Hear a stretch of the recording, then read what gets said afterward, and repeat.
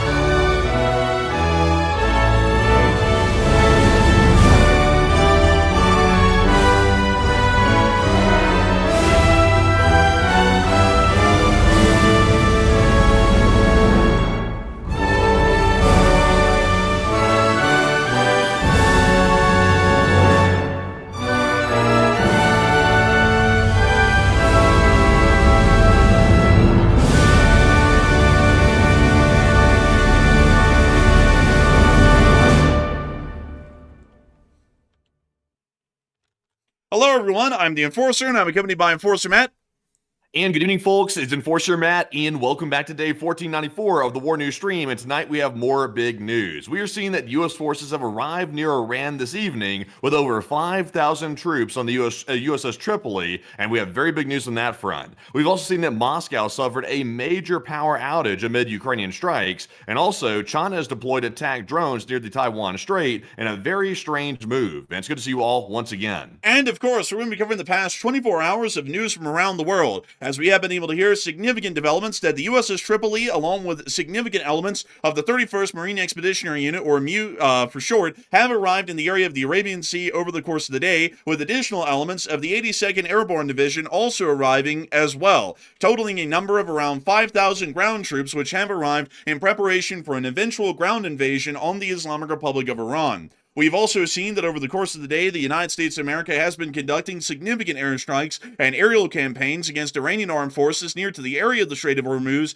and also on the capital of the Islamic Republic, Tehran, as well. We have been able to confirm, according to U.S. officials, that the Islamic Republic of Iran has in fact laid mines in the Strait of Hormuz, and we have now been able to ascertain the exact type of mine that has been laid, which includes two variants, the Mahem 7 and the Mahem 3. From what we understand, at least 12 at a minimum have been planted in the strait, with there being a belief that there may have been an even larger number planted over recent times, with some of these mines being light enough that they were able to be deployed in shallow waters, and some of them large enough that they were deployed in the deeper waters, several hundred feet at the deepest points of the Strait of Hormuz. While this news has been developing inside the Middle East, near to the Persian Gulf, on the other side of the Arabian Peninsula, the Yemeni Houthis have openly stated that they have now joined the conflict in support of the Islamic Republic of Iran, and have conducted two attacks attacks against the state of Israel over the past 24 hours. The Yemeni Houthis have also stated and heavily foreshadowed that they will eventually be closing the Bab El-Mendeb, which is a significant strait near to the southern end of the Red Sea that allows for a large amount of the world's shipping. Around 15% of all ships pass through this area, and 30% of container ship traffic passes through this area of the southern Red Sea as well, on its way in and out of the Suez Canal.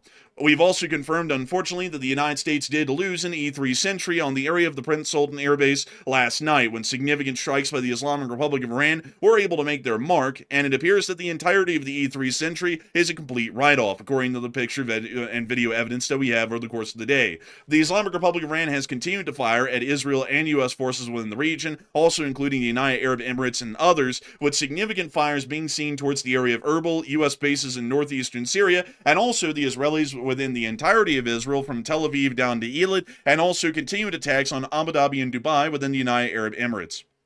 Further news has emerged out of the area of Russia as we've been able to hear that the Ukrainian armed forces have conducted another overwhelming drone attack against the Russian Federation today, resulting in a third strike on the port of Ust Luga. We've also confirmed that the Yaroslava refinery appears to be completely on fire, which is a first for a refinery anywhere in Russia, and we've also been able to see that FP-5 Flamingos of the Ukrainian Armed Forces were able to successfully slam down and destroy a major munitions plant in the city of Chapayevsk, which is just southwest of Samara. We have also confirmed that significant portions of the city of Moscow have been plunged into an energy blackout due to the resulting strikes last night, as Ukrainian Armed Forces did hit critical energy infrastructure within this area, knocking it out. Inside the People's Republic of China's Eastern Theater Command District, headquartered out of Nanjing, we were able to confirm that a significant amount of drones, around 220 J-6 autonomous drones, have been deployed along significant air bases of the Eastern Theater Command's zone of responsibility. This appears to be a possible indicator that China may be preparing for some sort of an action to attempt to overwhelm Taiwan's conventional missile-based air defenses with these cheap and expendable drones, and then follow it up with significant missile and drone attacks against the Republic of China on the island of Taiwan. Further than that, we've also been able to hear that the Ukrainian armed forces were able to significantly inflict casualties onto the Russian Federation's armed forces over the course of the day, and were also able to push the Russian Federation back little by little once again today. We've also heard that the United States of America, according to some officials who are privy to the matter, is considering a withdrawal of all U.S. forces from Germany, which is the most significant hub and basing of U.S. forces under the command of U.S. Army Europe and Africa and the U.S. 8th Air Force, which is based out of the Federal Republic of Germany. We will be making sure to cover all of this news and everything else over the course of this stream. And of course, folks, we're going to be starting with our largest stories first, and then moving our way on down into the smaller stories throughout the night, as we have been able to hear major developments from the Middle East. Our largest development of the day has emerged as the USS Tripoli has finally arrived within the area, along with the USS Tripoli Amphibious Ready Group. From what we understand, the USS Tripoli is an America-class landing helicopter assault ship, or an LHA for short,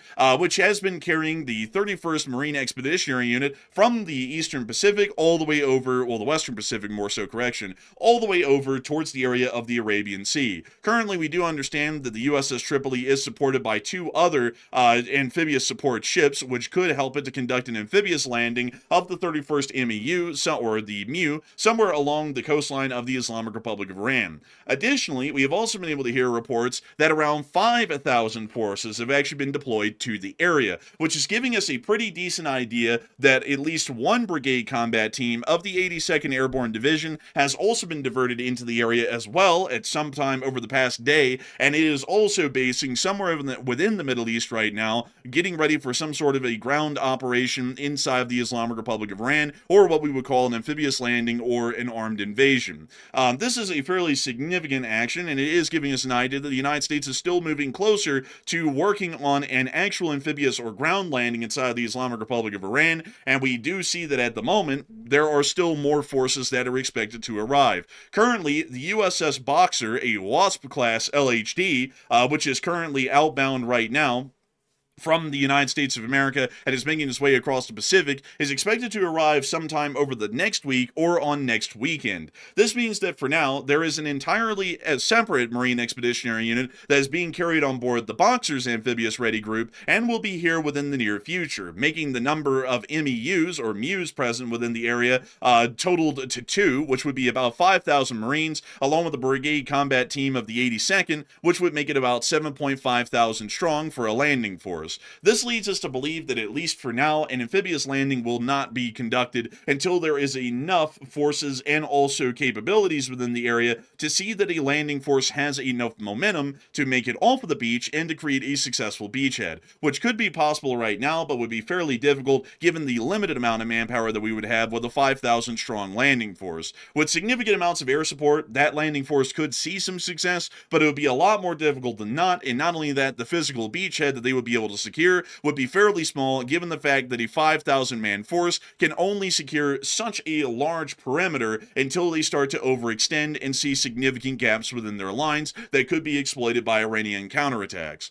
This also lets us know a little bit more about where we're possibly seeing a landing operation being geared towards, which I'd have to be entirely honest with y'all, it's highly unlikely that it's going to be directed at Karg Island. Right now, the USS Tripoli is inside of the Arabian Sea, and once the USS Boxer arrives, sometimes next week, we will also be seeing that it will be basing as well within the Arabian Sea. This means, as far as physical reach for those amphibious ready groups, their physical reach will only extend several hundred miles away from the LHAs and LHDs and towards the coastline, meaning that an amphibious landing on Karg Island would not be possible due to the fact that these amphibious ready groups will not be able to transit the Strait of Hormuz to make it into the Persian Gulf and conducted a landing attempt on Karg. Not only that, but the 82nd Airborne Division's Brigade Combat Team, which is currently within the area, may have the ability, at least for its Black Hawks, to reach Karg Island, but none of its combat rotary aviation support, if the 82nd is operating as an air assault unit, would really be able to reach Karg Island from any land basing near to the Persian Gulf and conduct significant amounts of covering support or covering fire to the 82nd as they're attempting to land on that island, meaning that both for the 82nd Airborne Division's elements and those of the Marine Expeditionary Units and the amphibious ready groups, Karg Island is generally out of the picture for any sort of an amphibious landing. However, the area of the Gulf of Oman's coastline near to Chabahar and Konarak, and also the area of the Strait of Hormuz, are highly likely targets for a U.S. amphibious landing at some point in the near future. Not only are these incredibly important to the strategic situation as far as this conflict is concerned, they are equally or more important for the economic situation, which is still unfolding at this moment. From what we know, crude oil prices are still maintaining their relatively high level after trading closed yesterday at 5 o'clock, at least here in the United States, with the price for crude being around $101 per barrel when the markets closed, and when the markets closed for Brent crude, the price was around $114 to $115 per barrel, meaning that if the Strait of Hormuz remains closed and there is no physical efforts made to retake the strait and open the strait, these prices will continue to rise, which will see significant economic damage caused to the greater area of the world, and there also will be critical shortages of usable fuel products as the crude that would need to be refined to make those fuel products will start to dissipate in volume globally due to the slowing of the passage through the Strait of Hormuz or the complete stoppage that we've seen over the course of the day, or more so the entirety of the month. For that reason, we are expecting that the 82nd's elements, along with the two MEUs or MUs, will most likely be used around the area of the Strait of Hormuz. But a lot of people are currently talking about this development right now, especially given the fact that we are largely watching and awaiting at this point these significant buildups to coalesce into an actual ground operation. But there are some people out there who have largely detracted the concept, saying that it might just be a contingency plan or maybe some sort of an attempted leverage against the Iranians, that we may eventually try and conduct an amphibious landing in the strait, and through pressuring that alone, the Iranians might relent and then release the Strait of Hormuz without a fight. Although I would see some logical fallacies within that argument. But nevertheless, a lot of people are currently talking about that right now. And Matthew, what are people thinking about that? And what are you thinking about that as well? Okay, so the USS Tripoli has now officially arrived in the CENTCOM area of responsibility, and they have about 5,000 U.S. forces on board. It's roughly, I think, about 3,500 sailors, and I think the rest is maybe Marines, perhaps. Enforcer, can you fill us in on that real quick? Like, what's the breakdown between those forces? So a Marine Expeditionary Unit only has about 2.5 thousand troops available in manpower across the entirety of their structure, which is made up generally of 3 battalions. And then we understand that the other number, because there's been three three different numbers that have been put out throughout the day, and I had to do some parsing before we got on air to figure out what the actual answer is. Some people are saying 3.5 thousand. That's incorrect. It's actually 2.5 thousand for the 31st MEU, and then another 2.5 thousand in another force grouping that's somewhere else in the region, which I've assumed is the brigade combat team from the 82nd, because that number of available combat power sounds a lot like a light brigade, like an airborne assault brigade that the 82nd Airborne Division would field. So from what we know, 2.5 thousand of those troops are from the 82nd, and another 2.5 thousand are from the 31st MEU. Yeah, so generally with that amount of forces right there, this is not really necessarily an invasion force. It's more of like a raid scale force. So they could, like, for example, raid Karg Island. They could, like, raid one of the islands near the Strait of Hormuz, or perhaps they could try to seize a port, or they could even go to Kashem Island, which is basically the analogous island to Karg Island for the most part. So it's enough for a raid, but not necessarily enough for, like, a large-scale invasion, at least for this one ship and this one MEU. So is a ground operation imminent? That is the question. 65% said yes, a ground operation is coming very soon, while 15% said maybe later on down the road it might, and 13% said no, it's simply a contingency plan, and this is not guaranteed whatsoever. And I would say, like we've been saying for quite some time, I think a ground operation is imminent. We're still hearing brand new reporting coming out today that weeks of ground operations are being planned and are likely to be carried out very soon, and it could be carried out imminently, because this group that just arrived, the 5,000 forces, it is enough to start something, start a ground operation. It is enough for that, but it's not enough for a larger scale invasion. If the U.S. wants to go larger scale, they'll have to wait for the other MEU to show up, and also wait for an element of the 82nd Airborne to also show up as well. So I'm not sure if they're going to go ahead and pull the trigger prematurely and do something with just the Tripoli being there, or if they're going to wait for those other forces to show up as well. But I think, like we've been saying, that a ground operation is imminent. I wish I could provide some more predictions about which island they're planning on taking, but right now it's simply a toss-up. I'm actually still leaning toward the idea it could be Karg Island, just because the president generally has an obsession with Karg Island, and it is considered the prize jewel of the oil economy for the Iranians. So I think they might go for that, but, you know, it's a tough one because that one's further up the Persian Gulf than the other islands that they could try to take. But Enforcer, what say you? I'd have to say that a ground operation is definitely inevitable at this point, as specific forces or specialized forces are usually only moved in for specialized forms of operations that they surround their entire tactics and doctrines for. And for that reason, the movement of ground forces into a campaign to where we have seen no need for them is indicating that there will be a need for them in the future. I mean, obviously, the 31st MEU's troops, or MEU's troops, you know, the Marines aren't going to stick their arms out to their sides and start going, and start flying around pretending like they're bombing Iranians. That's not going to happen. They're ground troops specialized for amphibious landings. That's exactly what these Marine expeditionary units in the 31st and the 11th are specialized for. And not only that, the 82nd the 82nd Division's brigade combat team, which is also within the area right now as well, is also specialized for rapid maneuverability. And I'll be honest with y'all, folks, I don't want to get into too much speculation here, but I'd have to say this stuff is getting a little bit obvious at this point, and U.S. officials kind of leak like a sieve when it comes to reporting stuff to the press, so I don't really think any speculation here is going to be hurting much of anything. But I would tell y'all that generally from what I'm hearing right now, I think that's becoming a little bit clear what we're going to be doing here in the near future. The port of Bandar Abbas actually has two strategic locations that would be specialized to both the 82nd Division's Brigade Combat Team and its operations, and also the 31st Marine Expeditionary Unit conducting an amphibious landing. And that would be the Bandar Abbas International Airport, and also the port of Rajeh, or the actual port or naval wharf of Bandar Abbas itself.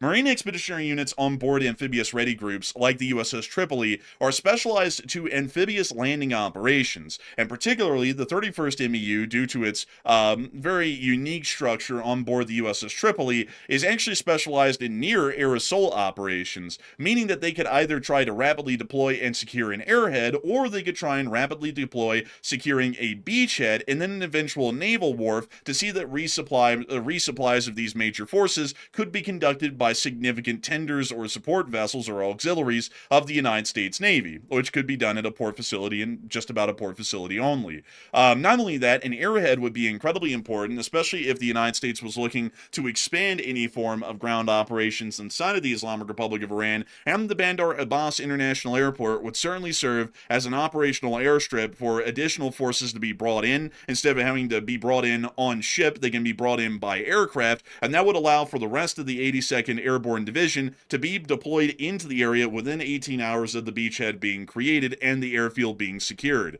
Not only that, but the control of the port and the larger city area would also ensure that they have a significant supply base to work off of, and that would give them two important things for the continued functioning and success of this sort of a beachhead. One, the ability to reinforce through the operational status of the Bandar Abbas International Airport, and secondly, the ability to resupply these forces with physical armaments and equipment through the port of Bandar Abbas or Rajeh Port as well. And that seems to me to be what we're watching right now, because these forces seem to be quite specialized for an operation along those lines. Not to say that Karg Island is out of the realm of possibility, but given the fact that the U.S. Air Force did crater the airfield at Karg, it would make it physically impossible to actually use or exploit that airhead at Karg Airport due to the fact that that airport has suffered significant damage. They would most likely have to land Seabees onto the island and spend a couple of days, maybe even a week, trying to get that airfield back up to an operational level for reinforcements to then arrive at the island, and then additional air support in terms of supplies and equipment to also be airdropped on the island as well through that airfield. Not only that, but given the close proximity that it has to the mainland of the Islamic Republic of Iran and the lack of physical capability to target and destroy air defense forces with those ground forces on the island, and relying entirely on air support to try and do that at that point, resupply through airlifts would be highly unlikely or fairly dangerous, at least in that particular sort of a situation, where on the other hand, if the aerial situation in Bandar Abbas became inhospitable or highly I guess you could say unlikely, then the port facilities could be used instead. So I'm actually thinking that this might be aimed more towards the area of the Strait of Hormuz, and particularly towards the city of Bandar Abbas itself, and possible outpost units being placed around Hormuz Island, Larak, and Kashem to give a significant amount of control over the islands and the physical coastline near to the strait, although that might not do anything to relieve the attacks being conducted on commercial shipping within the general area, and also the situation that still exists where mines have been laid in the international waters of the strait and would still have to be cleared through actions of the United States Navy and other navies that are arriving within the area. But with that, we have also been able to hear that a lot of people are talking about how long this operation may last. And I actually didn't put this one down on our map. I'm just going to paraphrase it for y'all. U.S. officials have stated that it could last for weeks. Some have stated that the longest would be months, but they expect for the U.S. ground operations to be done at the quickest in a couple of weeks, at the worst in a couple of months. And a lot of people are talking about this at the moment right now in the chat and are giving their opinions on whether or not this would be a necessary and critical action to take, or whether the U.S. could completely avoid some sort of a ground operation inside of Iran. And Matthew, what are people thinking about that, and what are you thinking about that as well? Okay, so basically this poll right here is asking what people generally think overall about a potential ground operation against Iran, because we have heard the reports that literally just came out about an hour before we went live here on the stream, saying that the U.S. is preparing weeks of ground operations that could last months. And that sounds a little bit contradictory, but that's the report. So weeks could turn into months. That's the report. 38% said it's clearly risky, but it is critical for U.S. interest. 27% said it's totally unnecessary, and 25% said it sounds like a good move. And this one is a close call. This one is not a very clear-cut answer, because we have to remember that we're kind of a bit in a quagmire right now. So there's not a whole bunch of good options left. I've said it before many times over the last week or so, or actually longer than that an invasion of Karg Island or any of the islands near the Strait of Hormuz is likely going to result in large casualties of U.S. forces, just because of the drone threat and the lack of defenses of U.S. forces trying to invade those islands. So that's a huge risk factor right there. But at the same time, though, I'm not sure how we're expecting to get the Strait of Hormuz reopened without some type of ground intervention at the same time. I have proposed before that they could go and hit Karg Island and try to destroy it from the air, and that would hurt the Iranian oil economy, which might force China to put pressure on Iran to basically back off the Strait of Hormuz blockade. But once again, we're not entirely sure if that would work, and it's not very certain at this point. So it appears to be the U.S. believes the best way to reopen the strait is to simply invade one of the islands near the entrance or exit of the Strait of Hormuz, and then launch attacks from the island onto Iran and take out the rest of the missile launchers. That appears to be the best case scenario that the U.S. planners have come up with for the most part. So, I hate to say it, it's obviously risky. I don't think it's totally unnecessary. I also don't think it's a good move, but under the circumstances, it's one of the options that could be considered possible, to say the least. So I'm with the 37%. But Enforcer, what say you? And I'd have to say that, in my opinion, I think that it may be a critical action to take, but I also have to say, folks, that it's only a critical action if the war plan is actually drawn up well. That's something that I have to put a heavy emphasis on, because so far we've seen that the current administration has been absolutely abysmal at drawing up successful war plans, and that's leading me to have a little bit of apprehension that this war plan would be, at least this specific battle plan, to be specific, would have any realm of success within it, because prior battle planning has largely ignored absolute realities and physical limitations that we have in the area to try and go for more impressive headlines and strikes that really don't achieve much of anything in a real strategic sense of things, to be entirely honest. The Strait of Hormuz is a severe issue, and I've seen a lot of people saying, who in the world deems this to be critical? Well, the world deems this to be critical. The closure of the Strait of Hormuz is incredibly detrimental to Western economies and generally the global economy here within the United States of America and all of our allies. The Strait of Hormuz accounts for nearly 30% of all global oil shipments annually, and that means that around 30% of the world counts on the oil shipments that are coming out of the Persian Gulf. That means with the Iranians blockading the Strait of Hormuz, currently the United States of America and their allies around the world, including those in Europe and East Asia, are seeing an absolutely critical situation to where a lot of the oil resources that they count on are drying up and disappearing because they can't get them out of the Middle East. That means that economic success, more so economic productivity, could slow down. The cost of goods could rapidly increase due to the increased cost of shipping and handling, because shipping will cost a lot more, because it costs a lot more in fuel to move something from point A to point B. And we may also see that there are critical fuel shortages for domestic use, for example, getting gas at the pump for your personal automobile, which may lead to critical fuel shortages, stopping people from being able to be productive within the current workforce, and they would not be able to actually clock in at work and would either have to work at home or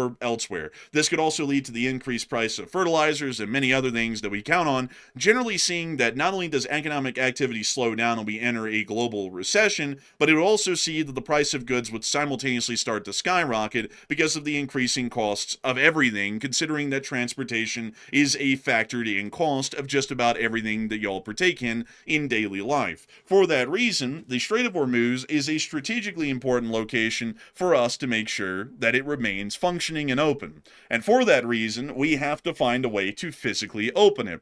However, with that in mind, landing ground troops on the coast, somewhere in the Strait of Hormuz or in Bandar Abbas itself, does not necessarily mean that the Strait of Hormuz is going to be reopened. There are a lot of moving parts to the blockade that the Iranians are conducting right now, beyond just some guys sitting on the coastline. There are the anti-ship missile launchers, which could fire from well inside of the inland areas near the coastline of Iran. There are also the drone forces that could be launched by air or by sea against commercial ships and U.S. naval vessels transiting the Strait of Hormuz, which could be incredibly dangerous. The naval drone vessels would have to be fired from onshore, meaning that at least that threat would be dealt with by an amphibious landing, but air-launched drones could be fired from 100 miles inland and still have enough time to be able to reach the strait while that vessel is inside of the Strait of Hormuz. They also have a significant ability to be able to conduct artillery barrages against those landing forces if that was a possibility, and not only that, there are sea mines that are still inside the Strait of Hormuz,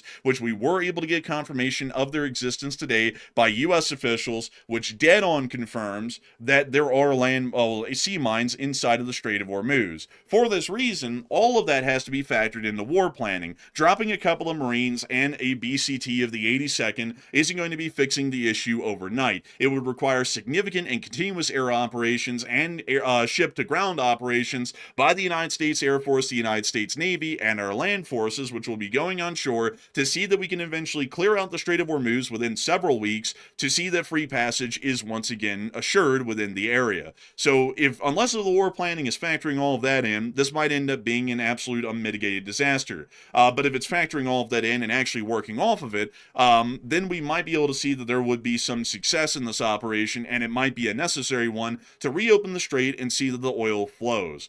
We've also been able to hear, speaking of that, folks, that the U.S. officials did confirm today that there are two different main types of mines that have been laid within the Strait of Hormuz. And according to the U.S. officials who spoke to the press today, there are about a dozen mines in the waterway, and there is a margin of error for this. It could be a higher number or it could be a little bit lower. But this includes the Mahem 3 and the Mahem 7 limpet mines, which work by clinging to the underside of oil tankers and other vessels, according to American intelligence assessments. I was actually able to do a little bit of digging and research on these mines before stream, and I'll try and tell y'all a little bit about them and also try and show y'all some pictures of these mines so y'all can visualize what they are. These are the two types of mines that currently are out there at sea. One of them basically looks like the classic sea mine. This is the Mahem 3 right here, and this smaller one right here is the Mahem 7. So to give you all a little bit of a breakdown as to how these different types of mines work, the Mahem 3 is probably the mine that we are seeing in the international waters of the Strait of Hormuz. These mines are incredibly large and explosive mass, and they are incredibly heavy. They could have been fired by a rocket into the strait, but we're believing that might be a little unlikely. These are most likely dropped there by some operational vessels of the Iranian Navy at the opening of the war and have remained there since. They rest at a level below the water of about 10 to 12 feet, meaning that they're not visible to anyone who's traveling along the surface of the water, and really the only way that you could see them is on a perfectly sunny day looking straight down the sea almost directly above them from a helicopter, meaning that they're pretty much not visible to the naked eye in any way. That also means that this mine is largely hard to find unless we use some sort of demining equipment to be able to locate the thing. Also, another interesting thing about this mine is that it can detect and latch onto any ship that comes within about 10 to 12 feet of the mine, meaning that if the ship is directly above it in the water, the Mahem 3 can actually release itself from its tether and float directly up to cling onto the ship, or if the ship is passing beside the mine, it can actually release itself and then float over to the ship and then cling onto it. And this is the wildly interesting part about this mine. It doesn't explode immediately. They can actually trigger this thing 30 days after it attached to a ship, meaning that a ship could travel about as far away if it was going out of the strait as almost to the Strait of Malacca in Singapore, and then the mine could go off, or it could go off instantaneously, or anywhere in between the first second of connection to 30 days out.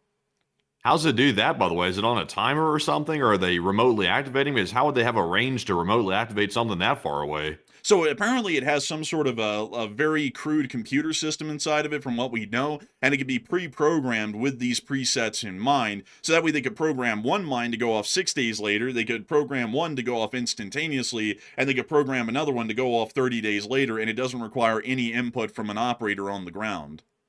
That's awful right there, by the way, if with that being the case. Also, by the way, I did see someone mention in the chat, I saw Brian say, the British autonomous mine drones are also incoming per the reports, and that is true. The British are going to be deploying a naval vessel that's apparently equipped with autonomous drone mine-sweeping devices, apparently. They're going to try to put those in the Strait of Hormuz at some point in the near future to try to sniff the mines out and try to destroy them at the same time. But once again, I'm not sure if the British have ever actually used that in a real combat scenario. So we're not entirely sure how efficient or how well that's going to work for the most part. But they are coming up with a solution, a new solution to try to get those mines out of the strait. But to my understanding, though, some of these are like below the surface, aren't they? Like they're lurking like slightly below the water, aren't they? Actually, all of these mines, even including the Mahem 7, these are the two that have been laid so far from what U.S. intelligence knows. Both of them are deep enough below the water, they're not physically seeable on the surface. Interesting. So I wonder how the drone boats are going to be able to deal with that, because it seems like it might be hard to spot them. Obviously, if they're not at the surface of the water and they're below the water, it's like, how are they going to spot them? One way you can do it is with sonar pulses from an active sonar, although that would generally give away the position of whatever vehicle is giving off the active sonar pulses. And also, there is another way to do it, which is looking out for magnetic signatures. Usually, any sort of demining vessel, like a minesweeper or an anti-mine drone, are usually made out of fiberglass or some other form of non-magnetic material, so that they can actually try and pick up magnetic traces and not have the mine come right at them once they get close enough to try and demine it. But there is a problem with this, however, folks, which is the Mahem 7. And the Mahem 7 is actually a specialized mine that the Iranians have produced in about the last decade and a half, specifically to be dropped off of the back of those little speedboats that they use in the Iranian Navy. These things are so light that they can be carried by just about any vessel, and they do have enough explosive mass to be able to cause significant damage to a vessel that it's able to cling onto. These are also lightweight enough that they can be dropped off in just about any form of waters. They can be dropped off in shallow waters or deep waters, meaning that there could be a far larger number of Mahem 7 mines than we even know of right now, with the number being 12. It could be a lot higher than that. The additional issue with the Mahem 7 is that what U.S. intelligence believes is that the Mahem 7, due to its special geometry, which you can see right here, it's almost a conal-like shape, it may not actually be detectable by sonar. Sonar might just get ricocheted off of the more circular edges and flush sides of this mine, and may never be reflected back to the sonar, making it impossible to actually pick this thing up on sonar to easily identify where it is under the water. So we may have to actually go around basically like deminers would back in the day in the Second World War on land, with a metal rod and just poke into the ground at a sideways angle until we feel something solid and then try and figure out where it is. We might have to take a similar approach to these sorts of mines in the Strait of Hormuz, because we may not be able to find these easily at all, and they could be lying in wait just about anywhere in shallow or deep waters in the Hormuz. So that is currently the threat assessment that we're seeing right now from the Strait of Hormuz itself, and it is quite a considerable one. Right now, the U.S. Navy does have some modules that can be equipped onto LCSs to try and conduct demining operations, but once again, we have to make it clear, the strait isn't safe enough to go in and even try demining efforts yet. We've also heard that the British are going to be arriving with their own demining equipment, as we were able to hear today that Britain is preparing to deploy a Royal Navy evacuation ship to the Strait of Hormuz, retrofitted with a fleet of autonomous mine-hunting drones, and ministers confirmed last week that the RFA Lime Bay, an amphibious landing vessel undergoing routine maintenance in Gibraltar, was being sent to the Mediterranean to undertake training drills. But sources said John Healey, the defense secretary, has agreed to draw up plans to send the 580-foot Long Bay-class vessel to the Strait of Hormuz to help clear the mines. So from what we understand, the British might be there with their own demining equipment to try and assist, but we have to clear out the way to make it safe enough to even demine. Most demining vessels are generally lightly armed, or they're almost completely unarmed, meaning that they rely on larger service vessels like destroyers of the U.S. Navy or the Royal Navy to be able to try and conduct anti-ship missile defense and air defense, and even surface defense against incoming threats. That also means even if they're lightly armed like a LCS would be, they will eventually start to run critically low on ammo stocks, and they'll either have to retrieve their demining vessel or cut it loose and then try and break from the strait before they run out of ammo. So that generally would be an issue right now, meaning that demining wouldn't be an actual reality, and we would have to make the strait a lot more safe for these naval vessels to get close in and then try demining efforts over a longer period of time without being interrupted as much as they would be right now, given the current conditions and atmosphere that exists inside of the strait. A lot of people are also talking about some grave threats that were made today, or more so warnings, to say that in a more accurate sense, by the Pakistanis. Over the course of the day, the Pakistanis have been getting heavily involved in making statements showing their significant concern about the situation inside of the war in the Middle East. And the former National Security Advisor of Pakistan warns, if no off-ramp is found within the next week, history will write of this Middle East conflict as World War III. Very soon it'll resemble a global conflict in terms of the numbers of countries involved, the intensity of violence, and the spread of its absolute catastrophic consequences. Those who can must prevent this from happening. There was also an additional statement by the Pakistanis today, a little sliver of hope for them, that Pakistan's deputy prime minister announced that the Iranian government has agreed to allow 20 more ships under the Pakistani flag to pass through the Strait of Hormuz, and 2 ships will cross the strait daily. We don't know if the Pakistanis are paying the Iranians to make that possible, or if that's some sort of a diplomatic arrangement, but while the Pakistanis are putting out grave, impending warnings of doom, they also were able to get a little silver lining out of the whole thing today. But a lot of people have been talking about those Pakistani statements and their general opinions of them. And Matthew, what are people thinking about the Pakistanis' claims and statements, and what are you thinking about them as well? Okay, so the Pakistanis, who are still waging a war on Afghanistan, by the way, against the Taliban, are saying that the current Iranian conflict will be World War III if it's not de-escalated very soon. So do you agree with that assessment? 44% said yes, this is becoming World War III, while 32% said no, it will not escalate that far, and 19% said it's possible and it's a 50-50 chance. And me personally, I would say it's already World War III because this basically meets the definition for a global conflict. There's literally, basically, everybody's involved in it. China's involved, Russia's involved, the entire Middle Eastern region's involved, Europe's involved, the United States is involved. We're the ones invading, obviously, and also attacking. So I mean, everybody's involved at this point. I'm not sure who's not involved. Also, Pakistan's attacking Afghanistan, like I just mentioned, and there's a ton of other brawls happening all over the place, including the Ukraine war that's still going on right now. So, I mean, everybody's involved in it. So, technically, it's a global conflict already. We have the Chinese giving a bunch of satellite intelligence to the Iranians. The Russians are giving drones and intelligence to the Iranians. We also have the Europeans. They are helping out as well in their own right. And then the U.S. is obviously doing their work along with Israel on the Iranians. So, you know, we're basically there already, I would say. We're not really getting to it. We're there. But Enforcer, what say you? I'd have to say that I'd kind of be with the 45% as well. This is largely becoming World War III at the moment. And the reason why I would say that now, and we haven't ever said that over the past 4 years, is because over the past 4 years, there's never been a unified allied and axis powers in the world to say that this is a unified front on two ends against the other over a global scale. And it's getting very close to being that right now. And let's look at that in reality. Back in 2022, when the situation first started, there was only the war in Ukraine, and while we supported Ukraine and Russia supported their own conflict in Ukraine, there wasn't really a lot of humongous international developments and multiple fronts that were opening over the course of the whole world because of that conflict. If we look at the situation right now, this is what we have. We are at war against Iran, and the Ukrainians are defending themselves against a Russian invasion, and China is preparing very soon to conduct an invasion of Taiwan. Right now, there is a clear united front on our end of defending Ukraine and also fighting the war in Iran, while the Axis powers, which would be Iran, Russia, and China, are all in a united front trying to either push their offensive goals in Ukraine or conduct a strong defensive of the Iranians on another front.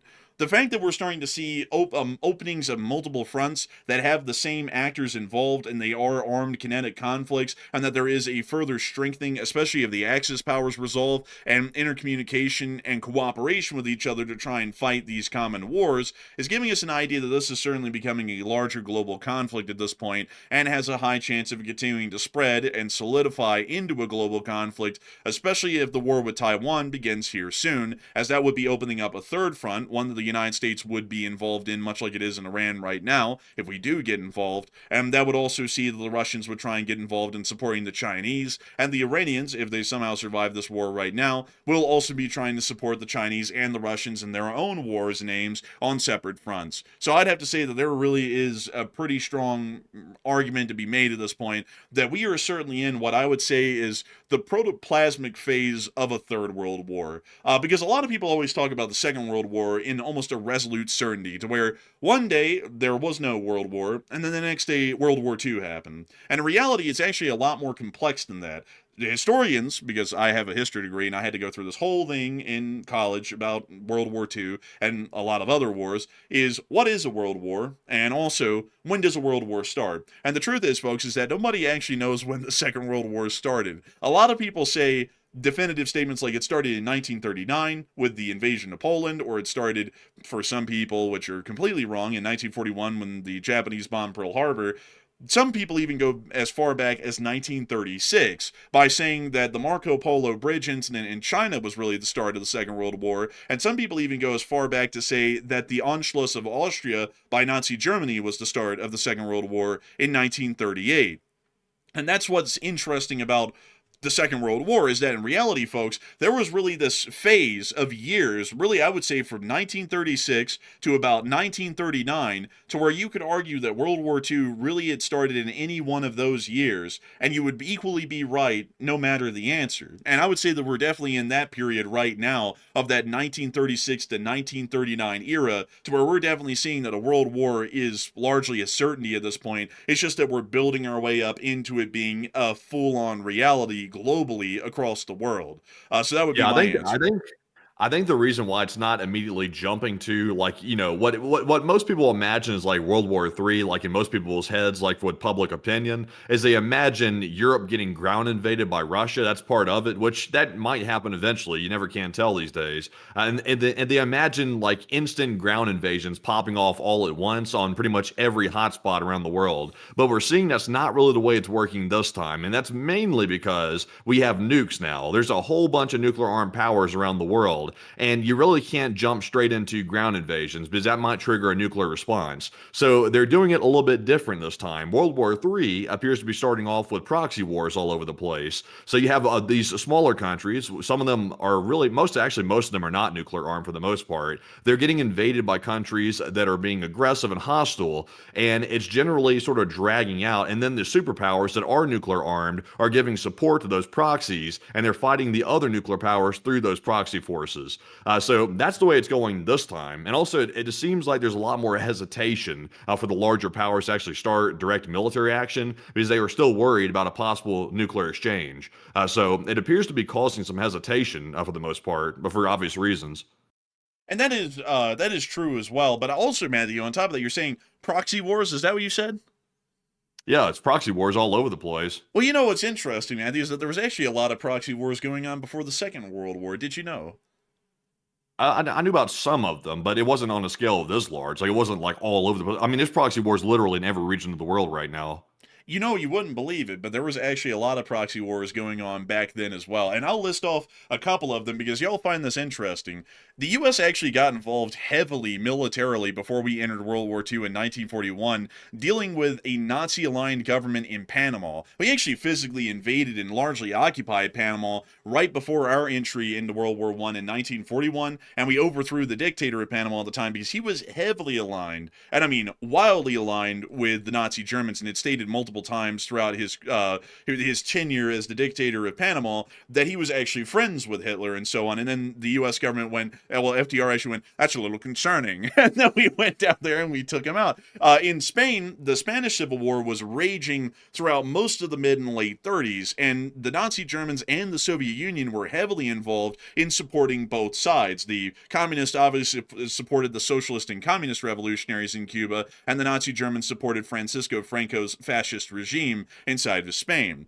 Japan was also culturing and fostering a decent amount of proxy wars within China by creating the state of Manchukuo in Manchuria, and then largely fabricating claims against the Republic of China and the warlords in China to start a larger conflict through that proxy war. And then the Japanese got directly involved and fought alongside Manchukuo and others back then. And there were a couple of other smaller proxy wars that were going on as well. I believe there was a coup that was attempted in Turkey during that time, and a couple of other events that happened. I can't remember all of them, but there was actually a lot of proxy wars, and I guess you could call preparatory actions, a lot like we're seeing right now, that were happening even before the Second World War began.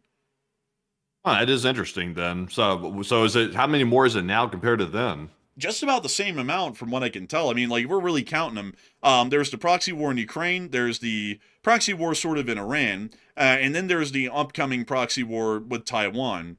And if we're counting the three of them, I mean, you know, the ones that I just stated previously, there was three of those. And there was actually a good bit more back then. I just can't remember all of the smaller ones because there were a decent amount further than that. But I would say that it's probably about an equal amount at this point as it was before the Second World War. Oh, that is interesting then. Well, so you're saying that nukes really hasn't changed anything, or is that what you're saying? It hasn't, like, it's changed things as in it gave us the Pax Americana for like the past 80 years. But as far as how world wars coalesce and then develop into their pinnacle state, I would say that it hasn't really changed much of anything, at least from what we're seeing right now. Maybe it changes it to where at the last minute, right when everything's about to roll over into a true world war, then everything comes to a grinding stop and it all gets negotiated, to some sort of a détente, maybe. But I'm not really seeing that right now. It looks like we're going to go into a world war regardless. But this time around, I think that the limiting factor is going to be that there will be no such thing as unconditional surrender or an unconditional victory from one side or the other, because if you ever attempt that against another major power, they're just going to nuke you, because there is no such thing as defeat in the modern nuclear age. So that might get changed once we actually get into a world war, but I think the rest of it's largely going to be fairly analogous to the prior two. Yeah, honestly, at this point, since it appears to be that World War III is kicking off in one form or another, I'm going ahead and jumping toward World War IV, actually, like going ahead and preloading the analysis for that. The analysis for World War IV might be pretty simple. It might be as simple as we're going to fight that one with sticks and stones, possibly. I'm not really sure how World War III is going to play out. Like, if it really starts going really berserk, where countries actually start directly fighting with one another, like, for example, Russia fighting the United States, China fighting the United States, vice versa, and then all the countries start going into a complete direct ground battles and things like that. If it gets that extreme, then I'm not really sure how bad it's going to get, because obviously everybody has nukes now. So it's like, is everybody going to start firing nukes at some point? Who's going to be the loser and who's going to be the winner here? Because there can't be losers when you have nuclear armed powers. They're either going to nuke you or they're going to surrender and back off. I'm not sure which country these days with nukes is going to simply surrender. I would have to say none of them are really going to surrender, but I think everyone would probably understand that, because you can't really win in the Third World War, because if you attempt to go to an unconditional surrender, it's going to end in everybody's loss. Due to the nuclear exchange that would follow at the tactical and strategic level. So I would say that generally, I don't think there's going to be any sort of an unconditional victory. It will definitely, we'll definitely see an underdog come out of it, because one side or the other will have to give some form of concessions, and they might have to give a little bit more than the other. And those those minutia of concessions that may be made may actually lead to one side getting the advantage over the other, or not, for the foreseeable future. But I think that's the way it would most likely end, because otherwise, folks, basically every leader who's alive today would get killed in a nuclear hellfire, and they generally understand that they don't want to die, because a lot of people always talk about how, the leaders will get us all nuked and they'll all go fly off to a bunker. Every single foreign intelligence agency knows where the President of the United States is flying to, and every single U.S. and Western intelligence agency knows where Putin and Xi Jinping are going to be flying to if a nuclear war starts. None of those people are going to survive. And that's why it won't ever go into a complete strategic nuclear exchange, or probably even a tactical nuclear exchange, because once a tactical nuclear exchange happens, it's almost inevitable that a strategic one would occur, and if a strategic one occurs, all of those guys are largely going to be dying alongside about 2/3 of the population in each of these countries. So I would say that it's probably not going to get to that point for that reason.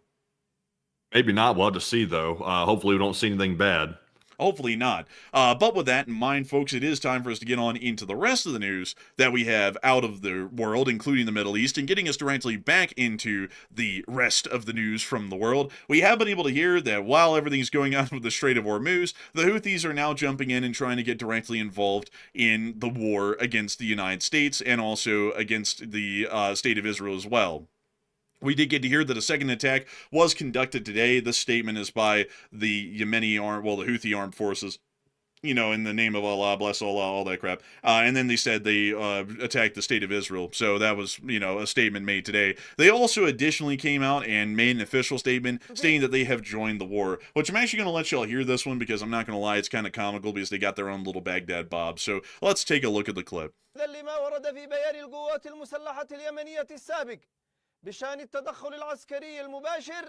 Man, my left ear is loving this one.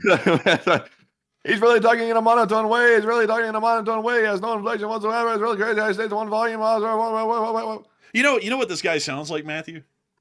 What's he sound like? He sounds like that clip from SpongeBob where that narrator was showing the bird and he went humana humana humana humana humana humana humana. Like he sounds like that. Like he literally sounds just like him.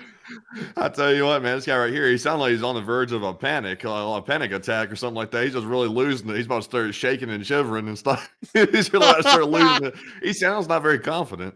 Oh man, let me get y'all through the rest of this clip before we keep clowning on this guy. دعما وإسنادا للجمهورية الإسلامية في إيران ولجبهات المقاومة في لبنان والعراق وفلسطين ونظرا لاستمرار التصعيد العسكري واستهداف البنية التحتية وارتكاب الجرائم والمجازر بحق إخواننا في لبنان وإيران والعراق وفلسطين فإن القوات المسلحة اليمنية بعون الله تعالى وبالتوكل عليه نفذت أول عملية عسكرية. This guy name dropped Allah like he was a WWE fighter, dude. He was like, "We are bringing in the Almighty Allah." Like it's like, bro, calm down, man. It's like, this isn't like crazy or anything, You keep listening to me and keep listening. I'm going to drop my album. I'm going to drop my mixtape today. I'm going to put it on the Spotify. I'm going to put it on the Apple Music. I'm going to put it. Man, this guy in a minute's belly. I'm waiting for the Israeli Iron Dome and the laser system to be able to target me and hit me with the 2000 bungee dam. And God, on the name of Allah. Like, bro, it's like,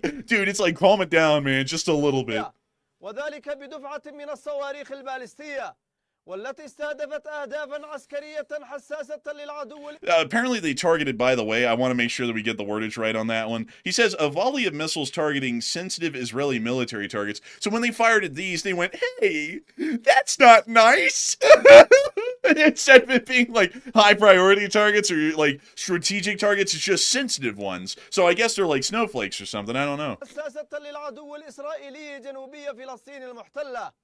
وقد جاءت هذه العملية تزامنا مع العمليات البطولية التي ينفذها الإخوة المجاهدون في إيران وحزب الله في لبنان. This isn't the 80s, dude. Bro, like what's he talking about? The Mujahideen? I didn't even. Do they even exist anymore? No. Really, it was like he's like invoking something that hasn't existed for like a decade or something. So, bro, they've been dead for ages. It's like, also, you got it wrong. They're one country to the east. They're in Afghanistan, not Iran. Like, this guy's getting very worried and concerned, we can tell. حققت العملية أهدافها بنجاح بفضل الله. عملياتنا بعون الله تعالى سوف تستمر حتى تتحقق الأهداف المعلنة. This guy's rubbing off on me. البيان السابق للقوات المسلحة وحتى يتوقف العدوان على كافة جبهات المقاومة. Now, moving us on from that video, we are going to be moving on to the next news in Sanaa, where we were able to hear that they made additional statements over the course of the day. Man, this guy right here, he's been preparing for this speech for so long. He's worked himself up into a nervous frenzy, and he forgot that the Mujahideen's been dead for ages. He totally forgot. It's like, how long ago did they write this speech? Like, what, like 10, 15 years ago? It's like, I think they need to update their stuff.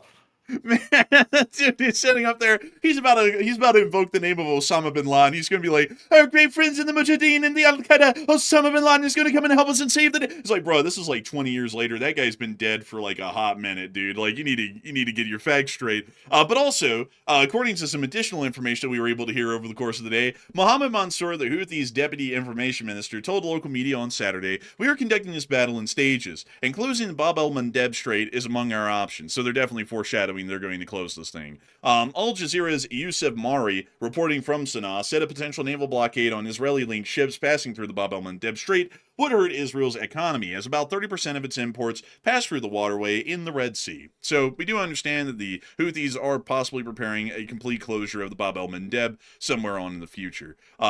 And so with that, we're going to be moving on out of the area of Western Yemen and the Houthis, al-Houthi, Baghdad al-Houthi, and we're going to be moving up on into the area of the central area of Saudi Arabia, near to the Prince Sultan Air Base, in the name of Allah.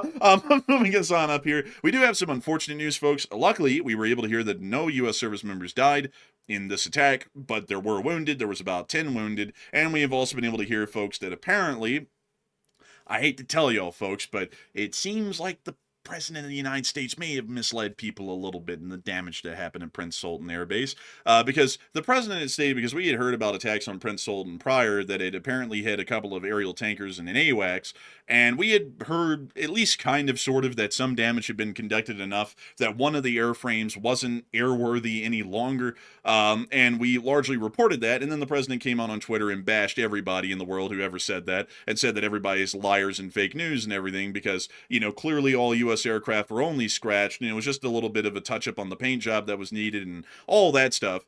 Turns out today we were able to confirm that an E-3 Sentry was damaged at Prince Sultan Air Base, and we have the pictures. It's a total loss. Oh, yikes. Yeah, that's definitely a loss there. It looks like it took a direct hit. So let me go show you what this would look like beforehand, so that way you can get an idea of what's missing off of this aircraft. So this YouTube thumbnail is probably the best example we have of a side profile of one of these. So generally, an E-3 Sentry is made up of a couple of key parts. One are the two wings. It has two giant wings on the aircraft, along with four smaller turbojet engines. Then there is the fuselage. Generally, the fuselage goes all the way from the nose cone to the very tail cone of the aircraft, and generally is an uncontinuous break from stem to stern, if we want to call it that. It also has a vertical stabilizer and two smaller wings at the back that we call vertical stabilizers. That helps the aircraft to pitch up and down in flight. And then it has this big Oreo that it carries around on top of it that's actually the radome, and it has a radar inside of it that allows for them to be able to pick up air targets at significant ranges. And inside the fuselage they have a whole bunch of little tiny offices basically where all of the guys inside the aircraft can coordinate air actions with actual fighter aircraft in the air and try and coordinate our resources and aircraft the most efficiently.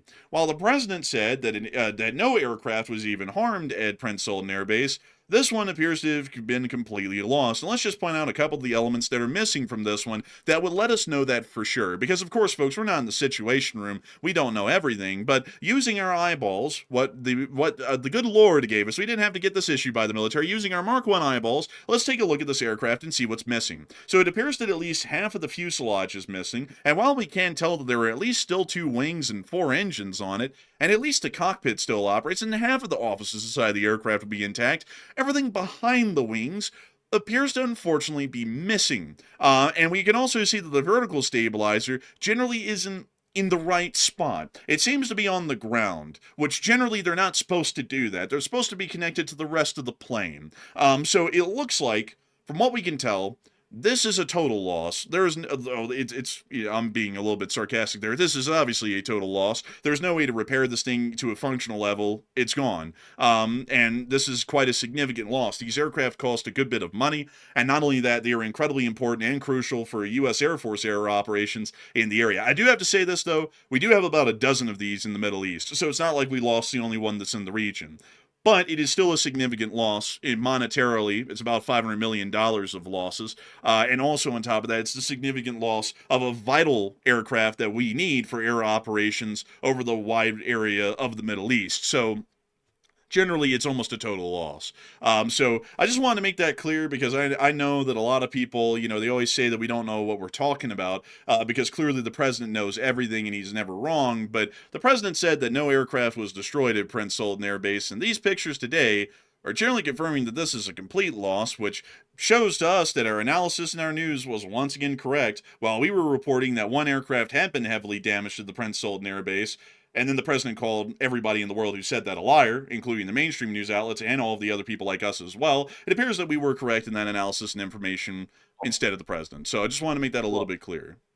Well, at least at the same time, obviously it's terrible we lost this aircraft, and that's a several $100 million loss right here. That's a pretty expensive aircraft to lose. Also a very critical aircraft as well. I guess the silver lining to it, if there even is one, which really there isn't, but just trying to stay positive a little bit, the U.S. Air Force is trying to replace these E-3 Sentries, these aircraft here, with a new Boeing E-7 Wedgetail. They're trying to replace the fleet because the E-3 is considered an older aircraft, and they're trying to replace it with the newer version, which is this one you're looking at right here. So they were going to be retiring them anyway, but we were obviously using them as we needed them right now in the Middle East. So I think they'll have to speed up the E7 to probably get that replaced.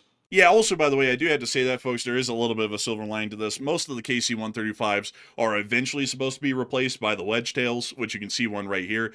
These are actually built off of a smaller airframe because the technology has gotten advanced enough. It doesn't require an aircraft the size of a KC-135 to be able to operate the AWACS systems and the radome, and the radome has become a lot smaller on these renditions of aircraft and a lot more effective as well. So generally, these will be replaced by the E-7s, but for now, for our combat operations inside the Middle East, we can confirm that we've lost completely a KC-135 on the ground. And I also saw some people saying, well, why in the world is there no debris field? Well, that's because this one was hit in a special thing. It's called getting destroyed in place, which means that it was a stationary object that wasn't moving at the time of hit, and it just took the hit while it was on the ground, and then it blew up. Because whenever aircraft get bombed, they don't always have to be flying. They can be sitting on the ground on the runway and get blown up there, and that's what happened to this one. So I just wanted to explain that really quickly for some people are like, wait a minute, this is fake. How can that happen? You can blow up an aircraft while it's sitting on the ground, like, like across at Shreveport when all those drones were flying over the base. I mean, if one of those had an RPG-7 on it, they could have hit a B-52 just sitting on the runway. Those things can happen, and that's what makes drones a significant threat in the modern world, and that's also another way that you can lose an aircraft rather than having to be up in the air and flying. The world is a very dynamic place. I mean, there's a lot of different ways that you can skin a cat, as the old saying goes, and that's one of the ways that you can destroy aircraft is when they're not flying. Pretty interesting that way. It was a good thing to hear that nobody was wounded or killed in that specific part of the strike, but we did hear that prior 10 service members had been wounded as a result of that strike. We don't know to what extent, but we will be trying to find that out as the days and weeks pass, although the U.S. doesn't really provide a whole lot of information on that, unfortunately. But a lot of people are talking about the Yemeni Houthis and their foreshadowing of the threat that they are going to close to Bab El-Mendeb. And a lot of people are putting in their thoughts on this in the moment. And Matthew, what are people thinking about that, and what are you thinking about that as well? Okay, so the Yemeni Houthis have attacked a couple of times at this point since they joined the war last night, and now they're saying that they aren't closing the Red Sea Strait yet, but at the same time, though, people are kind of expecting that to be imminent. So what are your thoughts about it? 55% said they will probably close the Red Sea Strait very soon, in addition to Iran closing the Hormuz Strait, while 27% said the Houthis will refrain for now, and 11% said I'm 50-50 on this one. And I have a feeling that they will try to close that strait, because one thing we haven't gotten to just yet in the news is Saudi Arabia is currently utilizing their pipeline, which crosses from Saudi Arabia all the way over to the Red Sea, the Strait of the Red Sea, that is. I'm not going to say the whole name, it's just too complicated to say it. But their pipe. Yeah, that one right there. It's currently at full capacity. It's at 7 million barrels of oil a day being transported through the Saudi Arabian pipeline. And that is generally helping out a little bit with the Strait of Hormuz blockade. But there is a couple of caveats to it. About 2 million barrels of the 7 million a day is going to Saudi Arabian refineries. So only about 5 million barrels are actually making it to export on the other side of Saudi Arabia from the other side. So, it's helping a bit. But I think the Houthis are going to try to close the Red Sea Strait, so that way that oil can't get out either and be exported. And I think they might close it for that reason. So I'm on the 56%. But Enforcer, what say you?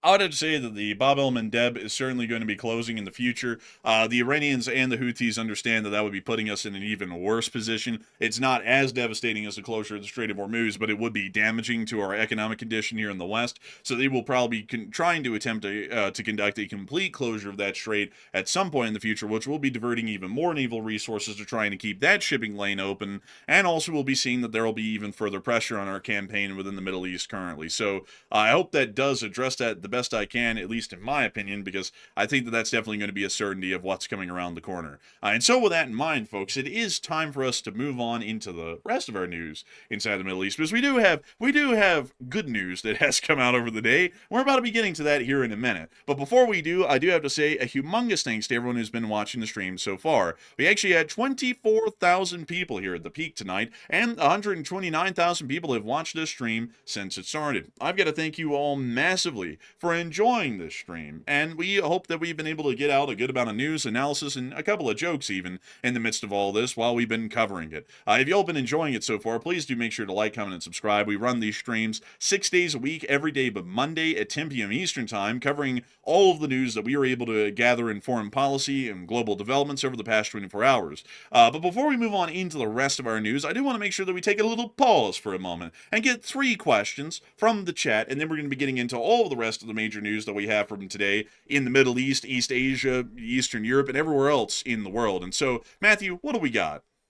All right, so jumping into our first 3 super chats of the night and then getting right back to our breaking news, we have our first one, which is a massive $300 support from none other than Mark Harris. And thank you very much, Mark, for that very generous support right there. And we appreciate that very, very much. That's the largest super chat of the night by far. And Mark said, I've been following for 2 years and I'm a Marine veteran, and also thank you for your service. He said, this is my first ever contribution and keep up the great work. And off topic, but as a musician, I absolutely love your white and gold LSA intro. And who wrote that? What orchestra is it? And where and how can I purchase a copy of the recording? Well, I gotta thank you massively for that humongous support, Mark Harris. And I gotta say, thank you so much for following this channel for 2 years, and thank you for being a Marine veteran as well. The Marines have a very snazzy uniform, and also quite an incredible esprit de corps. As far as the white and gold goes, I gotta say, I thank you so much for asking about it, because every once in a while someone's like, wow, that is a real nice song. And I'm like, thank you, because you wouldn't believe it, but I was the one who actually came up with the song. I came up with the lyrics, and I came up with the actual, like, very crude composition of it. And you can still hear the original one in the outro every single night when the stream is over. That's the original version of it. Because I sat around, folks, for about, I think it was like 15 hours on Suno AI, just basically babying it and spoon feeding it exactly how the song is supposed to go lyrically, to get it to sound how it did, and then to make it sound like it had like a crude instrumental and a choir behind it. And then once I got that done, I was like, yes! I was like, okay, moving on to phase 2. So then I found a composer, and I have to always name drop the composer. It's Marcos Barilari, who is a composer for Disney Pixar, actually, and does projects for them. So I reached out to him, and I was like, hey, I got this song that I made. I want you to take the AI version of it that I was able to eventually crank out after 15 hours, and I want you to, like, make it work composition wise and spruced up a little bit here and there. So then Marcos Barilari did all of his magic to it, and got the final score that we use in the intro every single night. And then once we got that done, then I was like, okay, we need to find an orchestra. So then we went and found the orchestra that did the soundtrack for the award-winning show Squid Game, which is Budapest Scoring in Hungary. And then we went over there. I actually didn't know that they were doing the soundtrack for Squid Game at the time, folks. I actually didn't know that. That's actually something that one of our friends of the channel, Jay Bagwell, told us a little while later. He's like, hey, that's actually the orchestra that did that. We were like, oh my god, no way. So then we brought our score over to them, and then they orchestrated it. And you can actually see them playing, actually playing the score every single night in the intro, because that's actually actual film of them playing the score every single night that we play on air. So that's the whole story of the LSA's anthem, The White and Gold. And I really put a lot of effort into it, and I take a lot of inspiration from the music that I listen to. I don't really listen to a lot of modern music. I generally listen to international patriotic music, even of our enemies like China and Russia. I listen to their stuff, and North Korea and all of our allies as well. And I was like, I want something that gives off the kind of pride and has a very good lyrical composition to it, like a lot of those patriotic songs do, because a lot of people put their soul into patriotic songs globally. So I made one for our own community, and that's the anthem that we have. And I got to thank you humongously for really enjoying it. Sadly, we don't have a standalone video out there to listen to for that one. I was planning on putting that out at some point in the future. Sadly, it kind of hurts our analytics a little bit whenever I put out music videos on the channel, so that's why we haven't done one recently. So I might put it out on Patreon, like where you don't even have to pay to access it. It's just absolutely free, and you can just go to Patreon and listen to it, because that would be pretty cool. But sadly, we don't really have any way to buy any of the compositions that we have in the intro. I made them entirely for y'all to listen to pretty much for free every single night. There was an idea in the past, because it cost a lot to make those songs, that we might fundraise to make more in the future, but that never actually happened, and we haven't made any new compositions since then. But a humongous thanks to you for the incredible support, Mark, and helping this channel to keep on running. And I will see about making a standalone and putting that on Patreon probably for everyone to listen to if y'all want to, as a standalone song, because it's a great song. I really love it. And of course, I'm heavily biased because I was the one who made it. So a big thanks to you so much once again for that unbelievably massive support and helping this channel to keep running. And I hope that answered your question incredibly well. And so a humongous thanks to you so much once again. And also I see someone saying it hurts your analytics. I'll explain that really quickly. YouTube's actually kind of a little bit militant when it comes to what we upload and what every channel uploads, because if you end up getting into a specific content category, they really don't allow you to do anything else. So we are kind of like gopher hold into the world news analytics field on YouTube. So if we do anything like releasing a music video, it just flops and then it hurts us from then on. So that's why we can't really upload those videos normally on YouTube without it causing damage to the whole channel, and also the ability for y'all to know when we upload a video or run a stream. So with that, we are on to the next one. All right, and our second support of the night is going to go to Jenna, last name Toolshed. And thank you very much for $100 support, by the way. And we do appreciate that. Very generous support. They said, for the straight passage funds. And thank you so much for the support and helping the channel keep it running. And we got to make it through that straight. We got to make it through. And I got to thank you so much for the support and helping this channel to keep on running. Because if it wasn't for folks like you, we wouldn't be able to make this channel possible. And we wouldn't be able to go through the straight one day. Although I'm not giving the Iranian squat to get through. But huge thanks to you so much once again. And with that, we are on to the last question of this segment. And then we're going to be moving on into the rest of our news. All right, and the last one is going to go to none other than Chris Feilbach, who puts in a $50 support as well. And thank you very much, Chris, for that generous support. He said today's orb word of the day is orbiere, and it is used to compare how orby one thing is against another. And orby, today's orb word of the day, means to be more orb-like, and used in a sentence. Which star in a binary star system is orbier? And I got to say, a humongous thanks to your support, Chris, and thank you for sharing another orb word of the day. Orb words are crucially important to this channel, since the Orb of Judgment became a viral thing, which is honestly kind of crazy. And I gotta thank you so much for the support, and helping this channel to keep on running once again today, Chris. And of course, helping us to make sure to keep in mind for everyone a new orb word that they can use in their daily life. And I always like to say, which one of our haters is orbier? Is it that one or this one? Like, but a huge thanks to your support once again, and a big thanks to you once again for always being around and being a longtime viewer of the channel. And so a big thanks to you so much once again. I hope that does address that well. And with that, it is time for us to move on and into the rest of our news for the night. And moving us on, also by the way, Matthew, I think we might have gotten it's already undone. Okay, good. I was just wanting to make sure right there. But with that, it is time for us to move on into the rest of the news for the night. Moving us directly back into the Middle East, we were able to hear that within the area of the Islamic Republic of Iran, there have been significant strikes that the United States has conducted over the course of the day against Iranian armed forces. We were able to see that some smaller Iranian forces near to the strait were getting hit today, including this boat and this one. And maybe even another boat. Yes, a third boat.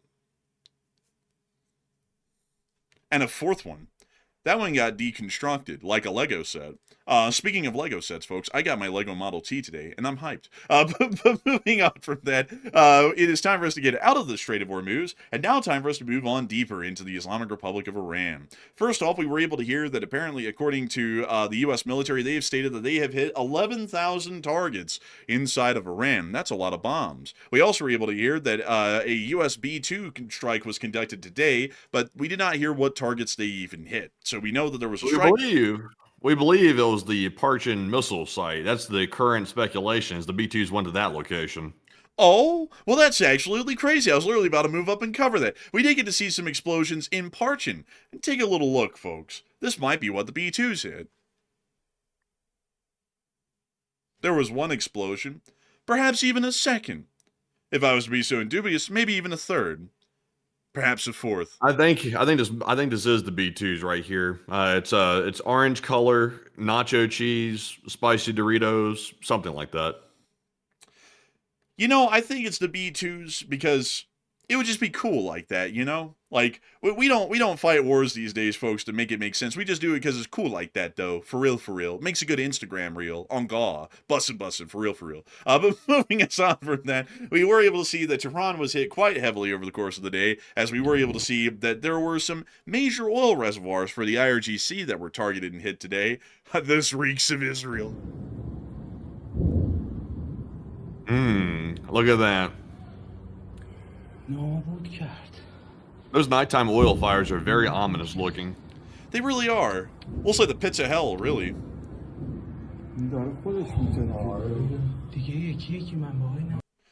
Moving us on from that, we also were able to see a lot of more strikes inside of Tehran. Take a gander. There's some smoke rising from another impact in another part of the city.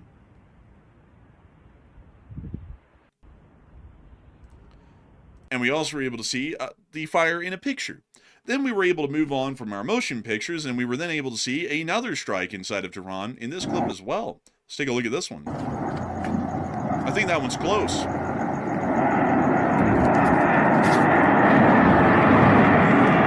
It's kind of loud.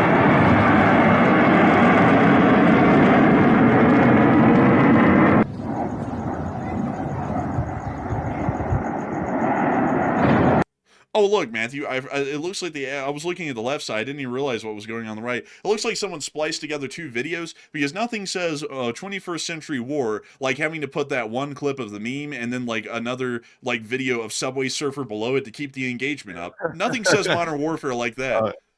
Got to get that TikTok brain engaged. Ooh, ooh, ooh, look at that. Like I didn't even realize we were listening to the sound of a jet and I was watching the left side clip and I was like, I don't see a jet. And I didn't even realize this is a second whole video on the right side. So moving us on out of that clip, which is definitely tailored towards the TikTok brain, we've also been able to see that the IRIB headquarters was hit. This is the Iranian state broadcasting headquarters that was hit today. So I guess they won't be able to yap as much as they have been in the past. That's a shame. We really will be missing out on the Baghdad Bob and all that. We've also been able to see more airstrikes that were conducted in Tehran here.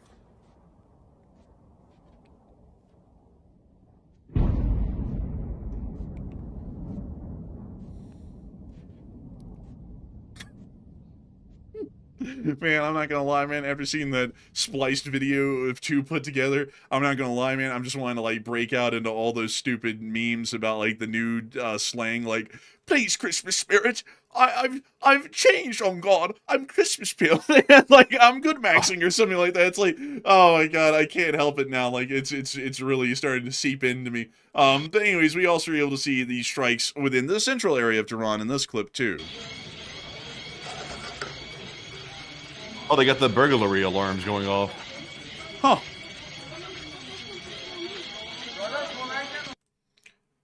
That's all the strike footage that we have and confirmations of such that came out of Tehran over the day. We also were able to hear that apparently Iran's already gotten hardcore into recruiting them child soldiers. Apparently teenagers with weapons have already been spotted at checkpoints, and in Tehran, authorities have begun involving children as young as 12 in checkpoint duties. The government launched a campaign called For Iran and lowered the minimum age for participation. Teenagers are being used for patrols, intelligence gathering, and street duty. Residents say that at some checkpoints, minors with weapons are stopping cars and giving orders. Well, I got to tell you all, folks, I mean, that's something else. You go for, like, the Iranians are certainly winning the war, conscripting child soldiers to man the checkpoints around Tehran. I got to say, that's something right there. I don't even really know what to make for a comment on this. Like, it's so messed up and just whack that there really is no way to make a joke or even a serious statement about this, rather than the fact that they're doing that, and it's clearly a violation of the Geneva Convention. And I gotta say, that's something right there. That's really something. But with that, I just have to say that is what it is. We'll be moving ourselves on over towards the west now, towards Iraq, Syria, and Israel. But before we get to all of that, a lot of people are talking about the strikes on Tehran and whether or not the Iranians are going to start negotiations soon. And Matthew, what are people thinking about that? What are you thinking about that as well?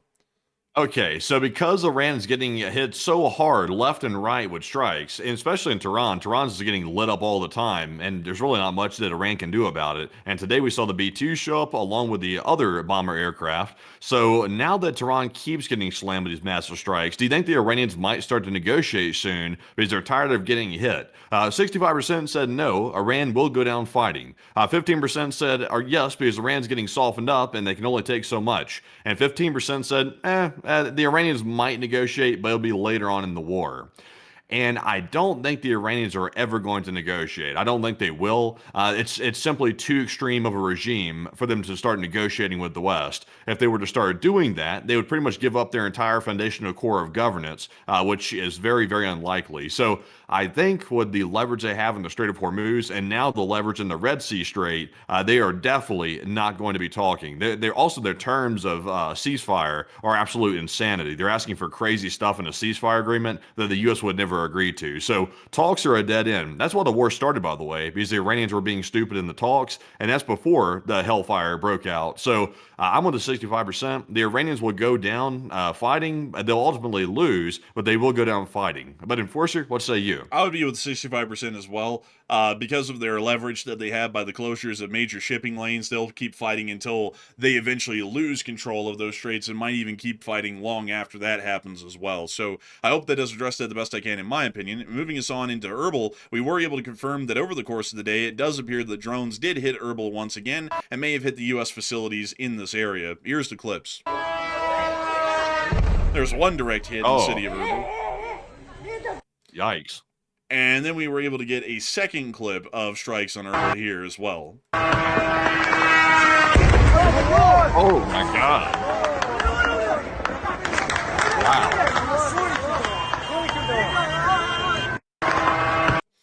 Then we were able to see that there was some air defense activity, especially including those of the C-Rams near to the airbase in Erbil, but it doesn't appear that they were able to intercept and shoot down all of the drones, as we obviously just saw seconds ago. We can see one was obliterated by the C-Ram right there. And then we were able to see another up-close clip of the C-Ram attempting to engage and shoot down these incoming drones.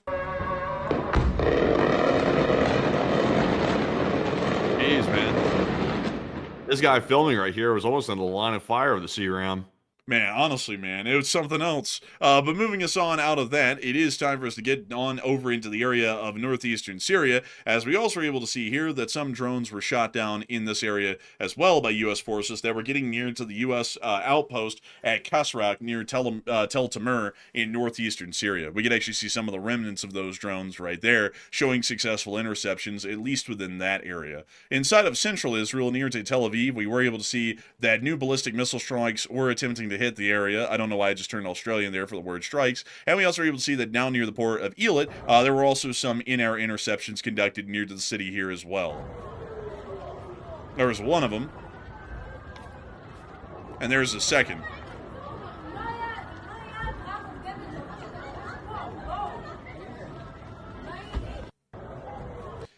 Moving us on out of the Middle East, it's finally time for us to get on into the rest of the news that we've been able to get from around the rest of the world. And this finally moves us on over to the People's Republic of China and their Eastern Theater Command. Inside of the Eastern Theater Command, we have seen that satellite photography is now unveiling a large amount of J-6 attack drones at 6 air bases near the Taiwan Strait, 5 in the Fujian province and 1 in the Guangdong province, designed to flood air defenses and first wave assaults, flying like cruise missiles. This is actually a little bit interesting because all of these aircraft are drones, but if I show y'all what they really are, y'all are going to be blown away what this is. It's, let me go try and get the best picture I can of this because y'all are going to be shocked. Yeah, you know what? That's a pretty good one. These are MiG-19s. Wait, these are the drones they're talking about? Yeah, these are the ones.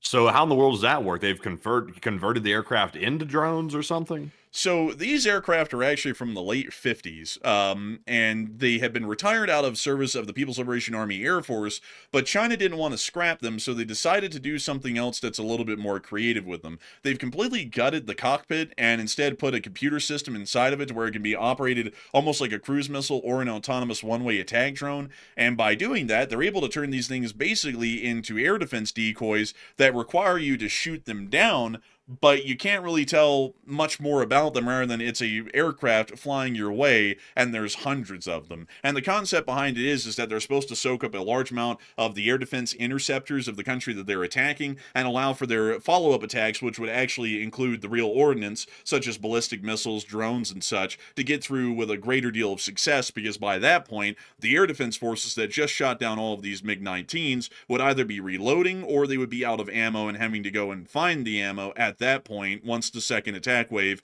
comes in. So that's what we're understanding at the moment to be the situation. But that's pretty fascinating right there. I'd imagine that's going to be quite a situation to try to shoot all those down if they launch them all at once at Taiwan.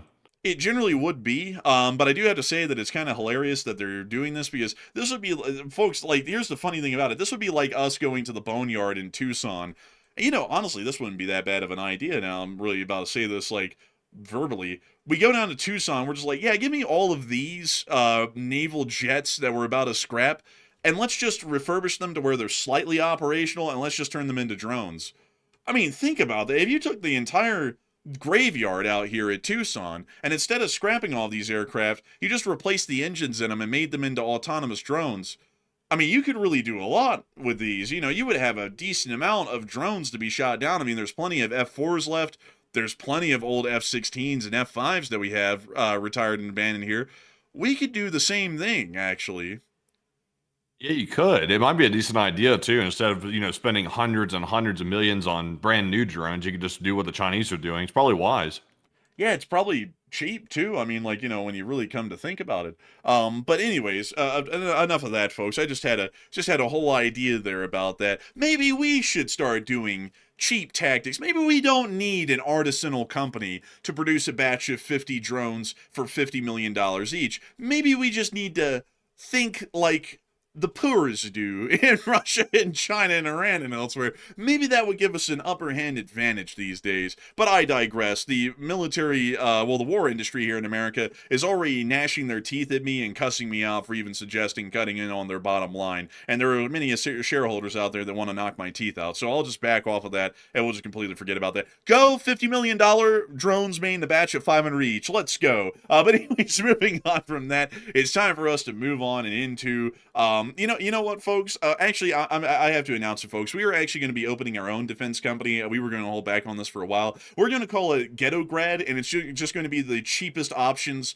possible out there. Like, instead of making, like, actual decoy drones, we just go to the boneyard in Tucson. We just yank an F4 out, kind of refit it a little bit, and then send it out. It's like $5,000 to do it. It's no big deal. And, the aircraft falls apart. No big deal. It was a distraction drone anyways. Who gives a damn?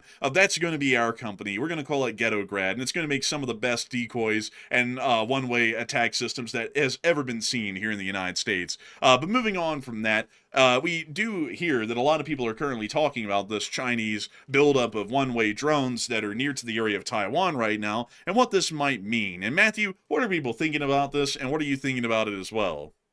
Okay, so now that we saw that China has put these 200 plus attack drones, basically old aircraft, near the Taiwan Strait, is an invasion about to begin? 47% said no, it's just posturing and preparation, while 35% said yes, a Taiwan invasion is imminent, and 12% said I'm 50-50 on this one.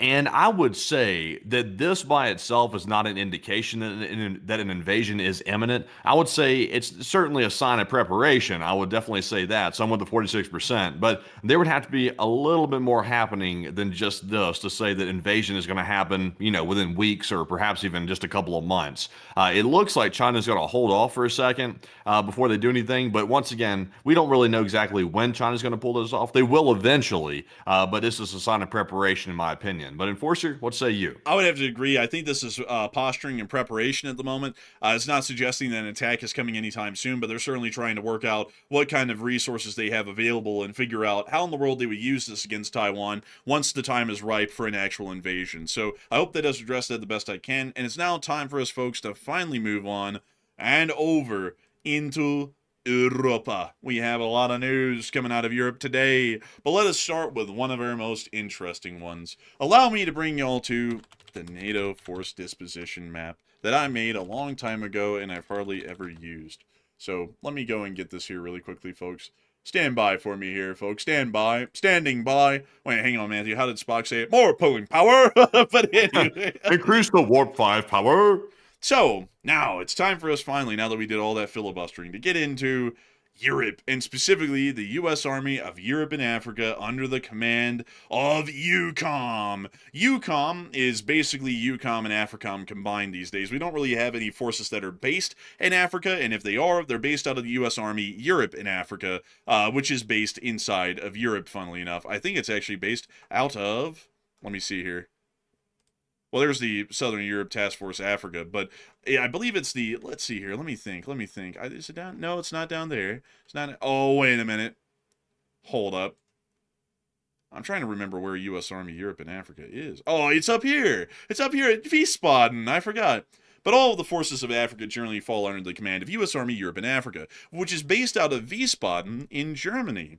And there's a lot of things that we base out of Germany. These are all of the U.S. forces here on the map that are based in Europe. And there are some Baltic state countries and their forces that are based here, and also some Russian ones as well. But this map was sadly never completed because it was such an audacious goal on my end to try and even do this that it largely fell flat and didn't make it much farther than just mapping out U.S. forces inside of Europe. And EUCOM and AFRICOM's command. So, with that in mind, the U.S. is currently suggesting, or at least the president is apparently suggesting, withdrawing all of our troops out of Germany. And that would be a pretty bad idea. That would be what I would call a stupid idea. Because the reason behind me saying that is that, in all honesty, there are a lot of forces that we base in Germany. Much more than anywhere else in Europe. We base no forces in France because they don't allow us to. We base hardly any forces in Britain, and if we do, they're all Air Force. Most of our Air Force and Ground Force assets in Europe are based out of Germany. And let me go through a couple of them. So, first off, we have the entirety of U.S. Army Europe and Africa that's based here, and a decent amount of the divisions that make up U.S. Army Europe and Africa. We then also have the entire United States Air Force in Europe and Africa Command, based out of Ramstein Air Base inside of southern Germany. And we also have the entirety of the 3rd Air Force, which is Europe's U.S. Air Force, that is based out of the same air base. Not only that, 4 entire air and space operations centers, wings, and squadrons are based out of just Ramstein alone. And not only that, just to the east in Kaiserslautern, we have the entire 21st Theater Sustainment Command, along with the 405th Field Army Support Brigade, the 409th Contracting Support Brigade, and the 7th Mission Support Command, which makes up most of the bulk of the administrative staff of U.S. Army Europe and Africa. Then we have all of our combat forces spread out amongst the areas of Ansbach and also the area of Grafenwohr, where there's a larger amount of U.S. forces as well. And we also have a significant amount of U.S. forces that generally roam around Germany for the most part at random points in time. Withdrawing U.S. forces out of Germany would leave a humongous gap, not only in our ground forces inside of Europe, but it would also leave us with another issue. We have clearly left the British quite perturbed in our actions recently, and it was only with some reluctance that they opened up RAF Fairford and Diego Garcia for us to operate from, which are our general egress points in the Middle East. When that happened, we then flew all of our aircraft, instead of to Britain, to Germany, and then they flew to the Middle East. So if we completely leave Germany, and then Germany feels comfortable enough at that point, just barring U.S. troops from entering their country in any way, how do we get to the Middle East? Yeah, I don't even understand how, honestly. And also, we got kicked out of Spain a short while ago, too. Remember when Spain kicked our aircraft out and we had to go to the UK as a stopgap? Yeah, and also I have to point this out, folks. France doesn't allow us to actually fly through their country. They're kind of like Israel in that sense, that they don't really allow us to fly through their country or land in their country under most circumstances. It's very rare if that ever happens. So, with Britain being pissed off to the point they're probably about to deny us access again here in the future, and with Spain pissed off to where they kicked us out, now we're going at our last option, which are the Germans, and we're now going to completely back out of Germany and basically allow them to kick us out for reasons. I don't even understand why. Like, I don't even get it. And of course, someone's about to come and say, well, you don't know what the president knows. Well, if I did, I wouldn't make a decision as stupid as this one. I wouldn't even consider it. I can tell you that up front. So moving on from that, just wanted to share that with you all, just in case you thought, oh, well, things are going normally in the background. Not really. Moving on from that, it is time for us to get on into the war in Ukraine. We do have plenty of news coming out of this area over the course of the day. The Ukrainian armed forces have conducted another drone attack onto the areas of, well, let me read this like that Yemeni announcer. There's been a drone threat in Kursk, Oriel, Volgograd, Rostov, Luhansk, Voronezh, Saratov, Summary, the Luhansk region, Donetsk, and Crimea. Oh, in the name of Allah. But beyond that, there was a significant... very nice. Very nice. But beyond that, there has been a significant amount of drone attacks that have happened over the course of the day. Well, let me bring out one of the more important ones that happened today. The Ukrainians actually caused some significant power blackouts in Moscow. Woo! Look at them go. They did it. Oh, they did it. Well, How did this happen, by the way? Because I don't think Moscow was on the list of places that was getting drone strikes. So they must have hit a nearby power plant or something. That's what we're thinking. I don't know how they did it either, but they did knock out the power. So raise the power, and they did, and they raised it high enough.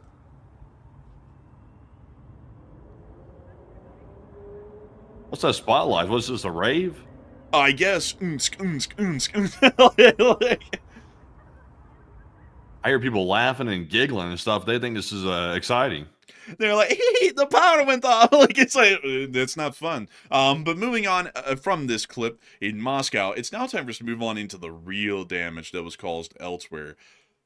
I have to bring y'all to a clip to open up the real reality of this attack today, which comes from inside of Ukraine. Behold. Oh. Holy moly.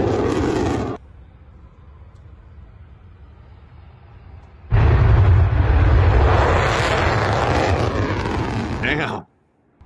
Those things sound menacing. They do.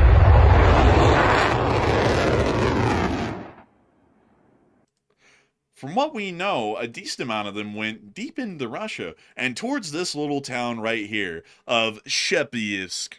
In the town of Shepysk is a fairly significant manufactory which produces weaponry and equipment for the Russian Federation. In short, they produce munitions. And today, that little factory was hit.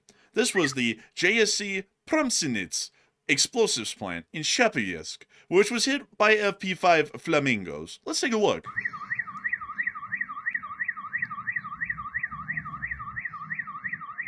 What is that? Is that a person or is that a dog? Where? On the ground. Did you see that thing running? What is that thing? Let's see. Freaking Oh, ghoulish doggy. looking thing. Oh, it's a dog. It looks like a ghoul. Like from this angle, that's an interesting looking creature. Man, look at that. It's a little boppy, man. But beyond that, the smoke cloud in the distance at that explosives plant tells the story. It was a direct hit, and we're very happy to see it. I wonder how things are going up at the Yaroslav refinery that was hit at the beginning of our stream yesterday, Matthew. I wonder, you know, like we would, oh, by the way, folks, there's a couple of ways to classify these sorts of things. It's light damage if only one area of the refinery is on fire. It's moderate damage if at least about half the refinery is on fire. And it's heavy damage if the whole refinery is on fire. I wonder what the NASA Firm satellite is going to show us for today. Ooh, it's the whole refinery. Goodness. The whole thing. And then that one little spot down there at the very bottom is circled in green for some reason.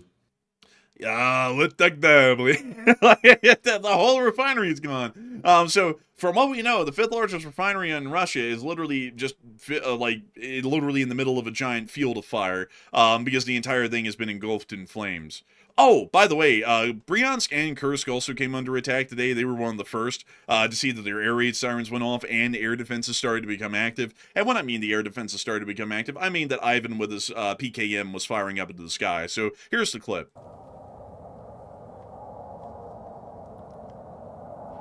What's that ghoulish noise? It sounds like hell, блядь. It sounds like the screeching of demons, блядь. That just must be Volodymyr Solovyov on the Russia 1, блядь. Бля, ебать звуки пизда вообще. Even this guy is saying, dang, these sounds are insane, oh god. This sounds Блядь, где-то на Oh my доме, god. What if that's a flamingo? Сука, блядь!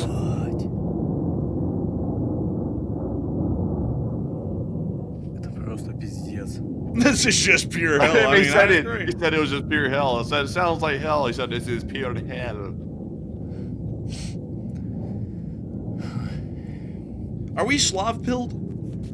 Man, this guy's getting a little bit turned on by the missile. Apparently, he said, Bruh. And then this guy pans down and he's in the damn private allotment yard on customs on streets of Charkov.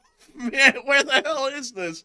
Bro, where does this guy live? Is he like the trash can dude from Sesame Street, but the Russian version? Like, where the hell does this guy even live?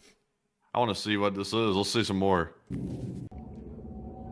Oh yeah. He's like living in the backyard. Oh.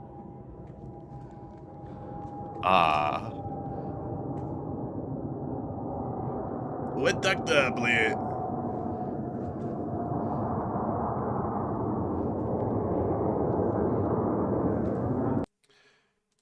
We have another clip of this as well. Ooh, a direct hit. That was probably a Flamingo. Let's take a look at this. I think that was. Oh, look at that. Air defense fire. Little tracer. A little tracer fire.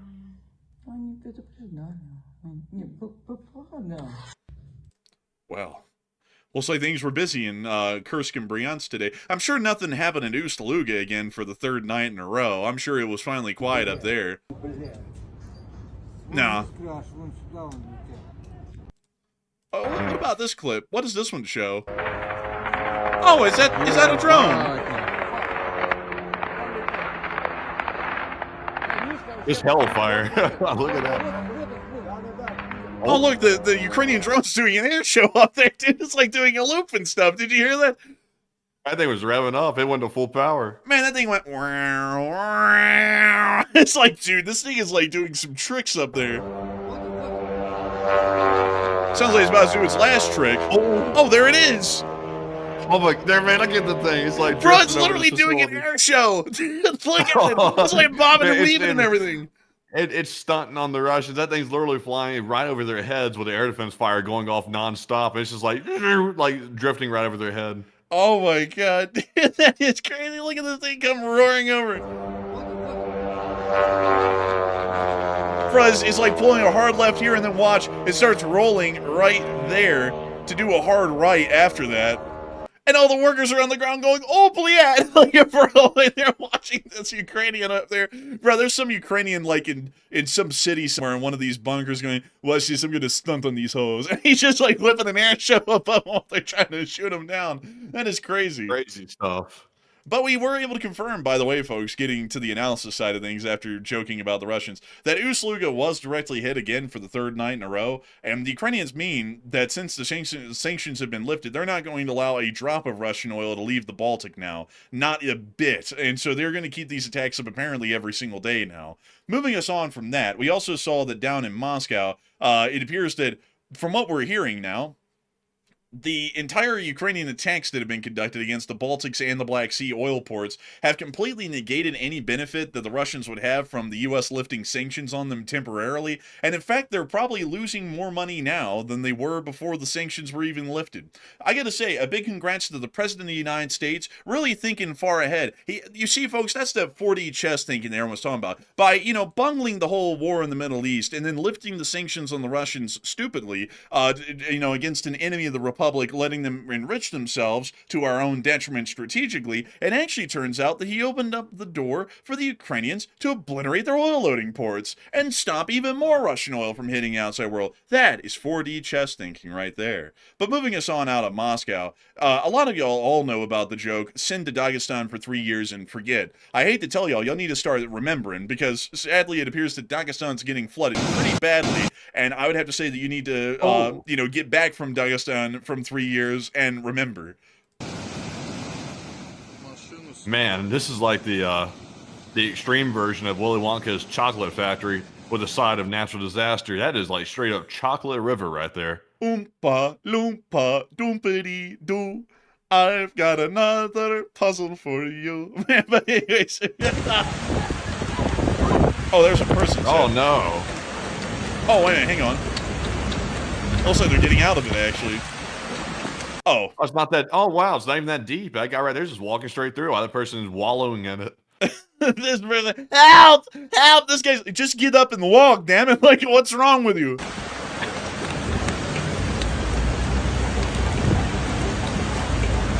I'm not gonna lie, man. Honestly, that felt like one of those CNN segments where they send the reporter down and they're like leaning into the wind. They're like, "It's really strong here," and then you see like some people in the background just like normally walking, and you're like, "Wait a minute." Man, it's just the person. It's the town crier. It's the dramatic person in the town. The guy walks up like, "Stand your ass up and walk away." It's like 1 foot deep. Like, stop being so dramatic and get up. Like it's. Like... Oh, but this one. Dang, that took out a railway bridge. Wow. I wonder if it was built kind of crappy or was it just like some really bad water? In Russia, construction it do. Like, man, like, oh shit don't exist there. Neither does building quality standards. Oh! Oh, there it goes the whole thing. Look at that.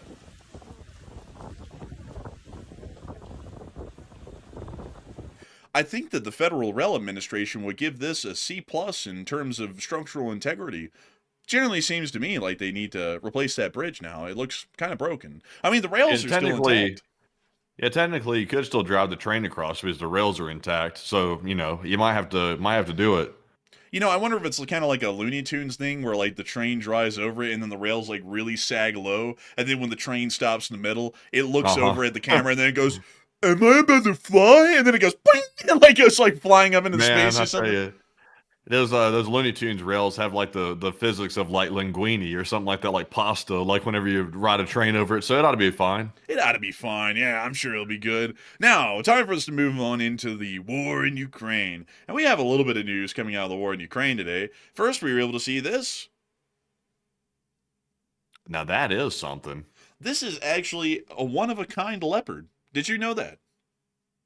I do now. You do now. And this is a Leopard 1 A5BE, which is equipped with a Cockerill 3105 turret and a 105mm Cockerill high-pressure cannon from the Belgian private company John Cockerill Group. Who would have ever guessed? I mean, everything has Cockerill in the name. But this is a special prototype Leopard 1 that's been given to Ukraine and is going under testing trials on the tank training grounds in Ukraine, and they're looking to see if they can try and give Ukraine a couple of these and refit a couple of Leopard 1s to the spec for them to use. But it's pretty interesting, to be entirely honest with y'all. But moving us on from that interesting little prototype right there, we also were able to see something incredible. Here in the wilds of the Ukrainian front lines, we were able to witness the marmot. Oh, is that a sea lion? No, these are marmots. Oh. That is crazy, though. Look at that thing. Truly a magnificent creature. These creatures have thrived inside of the fields of Ukraine, and not only that, have thrived as the mascot, one of them, of the Leaf Spring Army. An incredible animal and an amazing creature. I was kind of hoping it was a sea lion. Man, you said, is that a sea lion? Bro, I literally give a whole intro. I was like, it's a marmot. And you're like, is that a sea lion? Man, I really was hoping I've been seeing people in the chat mentioning that sea lion meme. You know, that sea lion and stuff like that. People are going like, "Oh, it's a sea lion." Oh. Like, have you seen that meme like going around the Instagram and stuff like that? No, I haven't actually. Oh well, I mean, I could sound really stupid if nobody's seen that. By the way, I could have sounded like a loony. So you know, I hope people have seen that. I mean, I hope that they've seen that as well, because I didn't even know what you were referencing right there. You just, I was like, I don't know what this is. I thought the algorithm was suggesting it to everybody, but if it's just suggesting it to me, and I'm the only one that knows about it, I can promise you that I've just become the sea lion meme here on the channel. You know, I hope that everyone has seen the meme though from that one thing where they get the homeless people and pay them money to climb the egg cartons, and the dude climbed a couple of egg cartons and then fell. That's awful. And then at the end of it, he was like, "When I came down," and he went, I was like, man, I feel it. Honestly, I think I fell 5 feet or so on an egg carton. You know, that's not fun.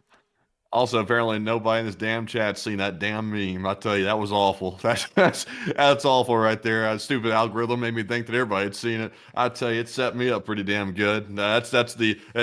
People will say, "Hey, see, they are a part of the Illuminati. They're having to go through the humiliation rituals." Yes, I guess you could say so. It's the Illuminati that made me do it. I'll blame it on them. Next thing you know, when they get an award, they're gonna have to wear a dress or something like that. It's like, what the hell? It's like, what is this shit? What are y'all talking about? But anyways, we were able to see the Russian casualty report over the past 24 hours. Oh my goodness. Oh, 5 Bobcats. That makes up for the whole sea lion thing. I tell you what, do the sea lion for the 5 Bobcats, I tell you. Man, I gotta say, they making up for from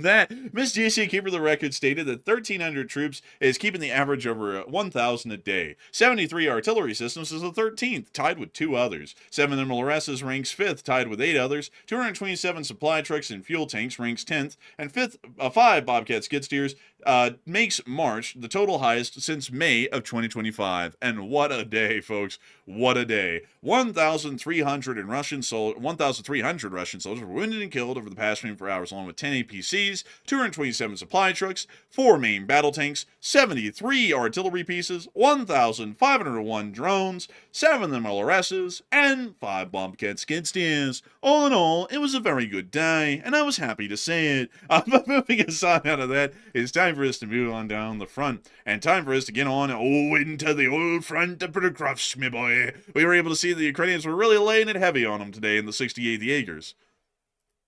And no, it's not Jägermeister, you bunch of devils for the drink. It's the 68th Jaeger Brigade, and Jaegers are light infantry units. There's a couple of Russians. They're about to teach them what's light about light infantry. Man. Didn't the Ukrainians keep one in the pipe? What do you mean? Well, like gun talk, like how the gun talk and stuff, like keeping around in the chamber. Do I have to say it so proper? I mean, keeping around in the chamber, it's or keeping one in the pipe. Oh yes, keeping your rifle in battery, as in racking the slide and allowing for a cartridge to enter the chamber. Oh yes, keeping one in the pipe. Well, I'd suppose that they keep one in the pipe, but I thought you meant peace pipe, old boy. And I was about to say, no, they don't keep Mary Jane in the pipe, old boy. That would be ludicrous, really. That's for the hot dog man up in Minnesota and whatnot. Anyways. Yes, giving the Russians that pipe. No diddy. Well, I mean, not like that, you know. No diddy. We're talking about the pipe, the fire stick. We're talking about the fire stick. We're not talking about anything else. And as you can see, the drone did go through the back door of this bunker here, so I guess you could say that the drone blew the back out. Oh, heavens. Not like that, though. But you can see that it was quite a hell of a hit. And it appears there were some munitions in there as well.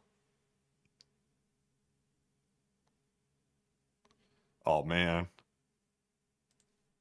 Moving us on from that clip and down towards the Pokrovsk-Udachny line, we also were able to see that the 152nd Separate Jaeger Brigade, what a tongue twister, was able to hit a couple of Russian vehicles here, including this main battle tank.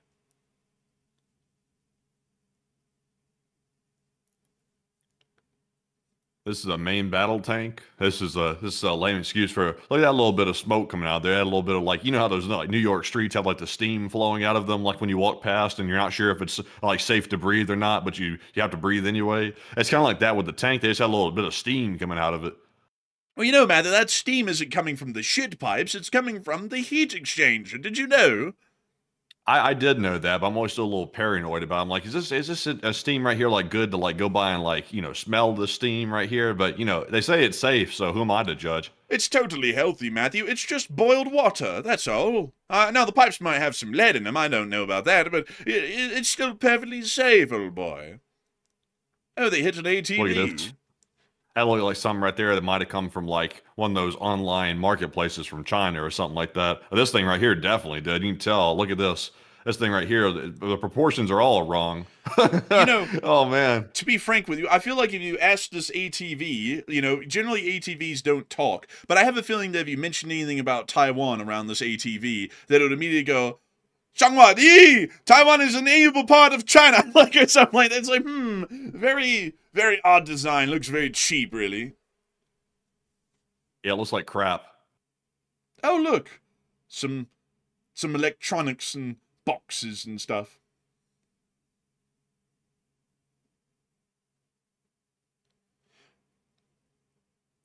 You could get confused here, folks. You could think that this is either the front lines near Pokrovsk, or this might be the suburbs of Detroit. Oh, heavens! We're about to get the Detroit people very angry with that joke. We're about to be getting a lot of male, maybe some female. Oh, look, they've got drone nets up in here a little bit. You see those, like, drone nets are kind of like halfway invisible. They're in between the girders. Yeah, I did see that, and the Ukrainians have just got through all of them, so I guess it didn't really do much, did it? They had this tank buried under a pile of junk, which happens to be all the Russian soldiers' possessions. They just piled on top of the tank. Look at this.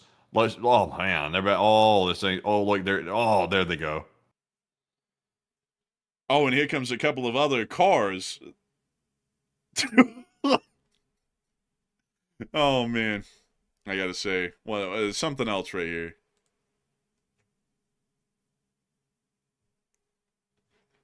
Is that another one of those crappy? Yeah, it Yeah, I is. It's think it another one of is. those crappy ATVs right there. Look at that. Bing shaling. Bing bing. Well, what do you know? Down near Huilopol, they also dropped a couple of GBU-62s on the Russians. Oh, we have to mute that. Don't know what kind of music that is, but not the type we listen to. Heavens, look at that. What a hit.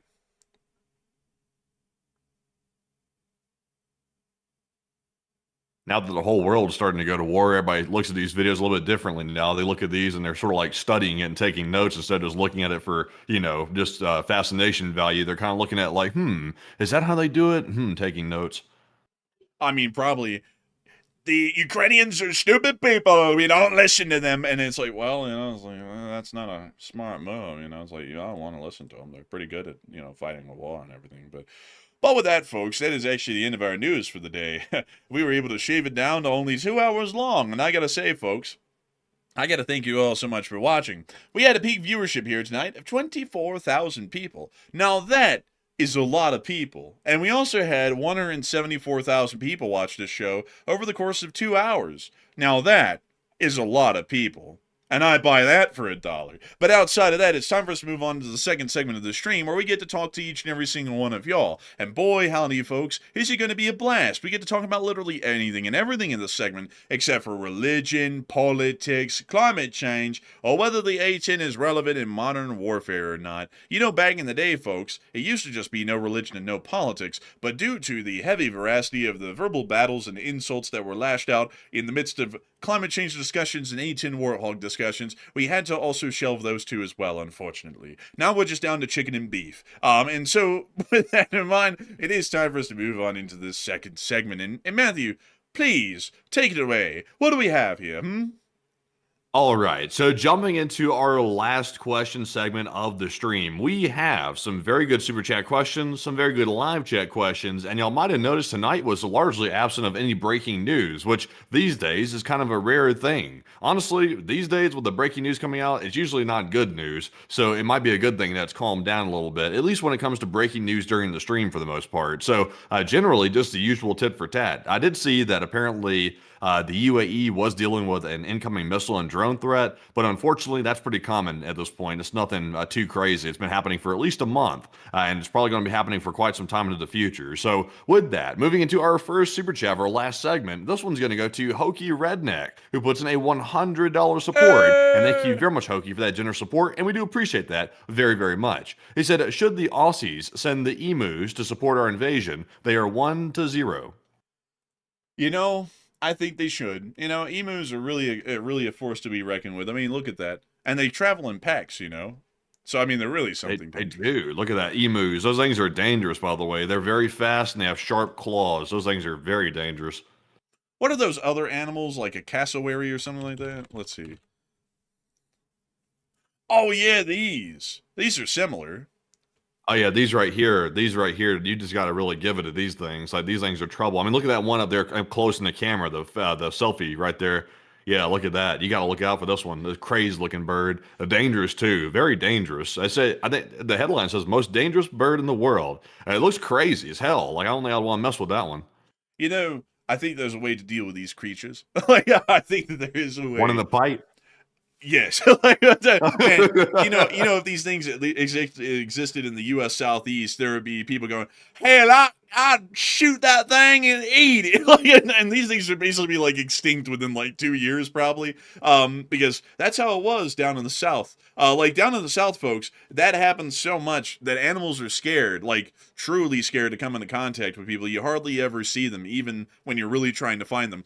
As opposed to out here in Utah, like the animals seem to have no natural built fear into them, which is something we're starting to notice now. Is we're like, oh, these animals don't really seem to be this skittish or scared of people. Like they're totally fine with being visible to people or being really close to people. They don't really seem to care. In Alabama, if a white-tailed deer saw you 300 yards away somehow, that thing is going to start running as quickly as it can away from you because it's scared of getting shot, and it's now ingrained in every animal in the South. So, I mean, I just wish the Australians would have it built in, well, the government would have it built in them in Australia to allow the people to go out there and and carry on the southeastern legacy of just going, hell, I need it, and then just shooting it out of the blue. But beyond, What's up with Australia having like such a wide, like, extreme range of animals? Like, the animals in Australia are either like unusually deadly down there, or they're extremely not deadly and they're so stupid that they just die off, like the quokka. The very cute animal, the quokka, but sort of a dumb one at that. And then you have the deadly ones. Like, Australia is full of deadly animals, like, all over the place. And what's crazy is most of the Aussies aren't scared of the deadly animals. They're just like, they'll mess with these deadly animals like they're just like, run of the mill, like, deer or squirrels or something like that here in America, which is kind of wild. man, Steve Irwin would be like, look, it's an emu. I'm gonna punch it. Like, and he like up and like sucker punch that thing, and then grab it and be like, look, it's an emu. Let's get it's a precious creature. As just like trying to like claw him to death. It really, Steve Irwin was a really cool guy. Like, he was legit. But outside of that, I gotta say, these emu creatures, you could put those in Rand. They do some damage. I mean, look at that face. This thing it craves violence.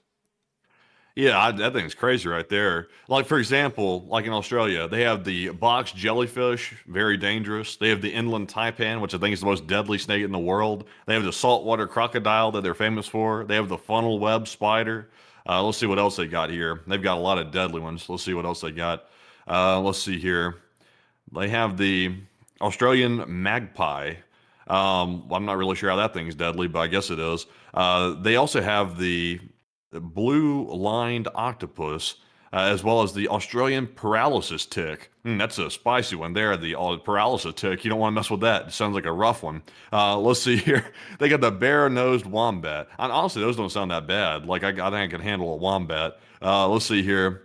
They also have the Urukandji jellyfish, tiny and nearly invisible, and cause severe pain, known as Irukandji syndrome, which is very bad. They also have the great white shark, although we kind of have that too.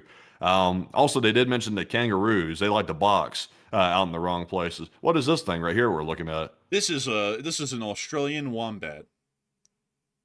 Yeah, I don't think how wait a minute, is that thing how large is that thing? I can't tell from the perspective. How big is this? How big is this creature? I don't know. It kind of looks like rather large from this angle here. Oh, they're big, actually. Oh yeah, those things are actually pretty big. I can still take that. Why does this one look wasted? Like, it looks like it's had like 6 beers and it's eating this thing while it's just like blasted. Like, what's up with it? That's probably what they had to do to keep him calm. Probably give him a little something. Man, the Australians are like, yeah, we have to keep this thing pumped up with sedatives to keep it kind of peaceful. Like, if we don't, it might wipe out of town or something. It's like, and then he's like, we're just feeding the carrot right now to keep pacifying it while we got it out of the cage. And it's like, Australians really do have something with the wildlife. Like, they don't treat it like it's a big deal. But then again, down in Florida, they have, alligators and stuff, and that would be a big deal to most everyone out there in the world, but it's no big deal to Floridians. They have the thorny devil in Australia too. Strange animal. I'm not really sure exactly what it looks like there. Let's see that. That's a lizard?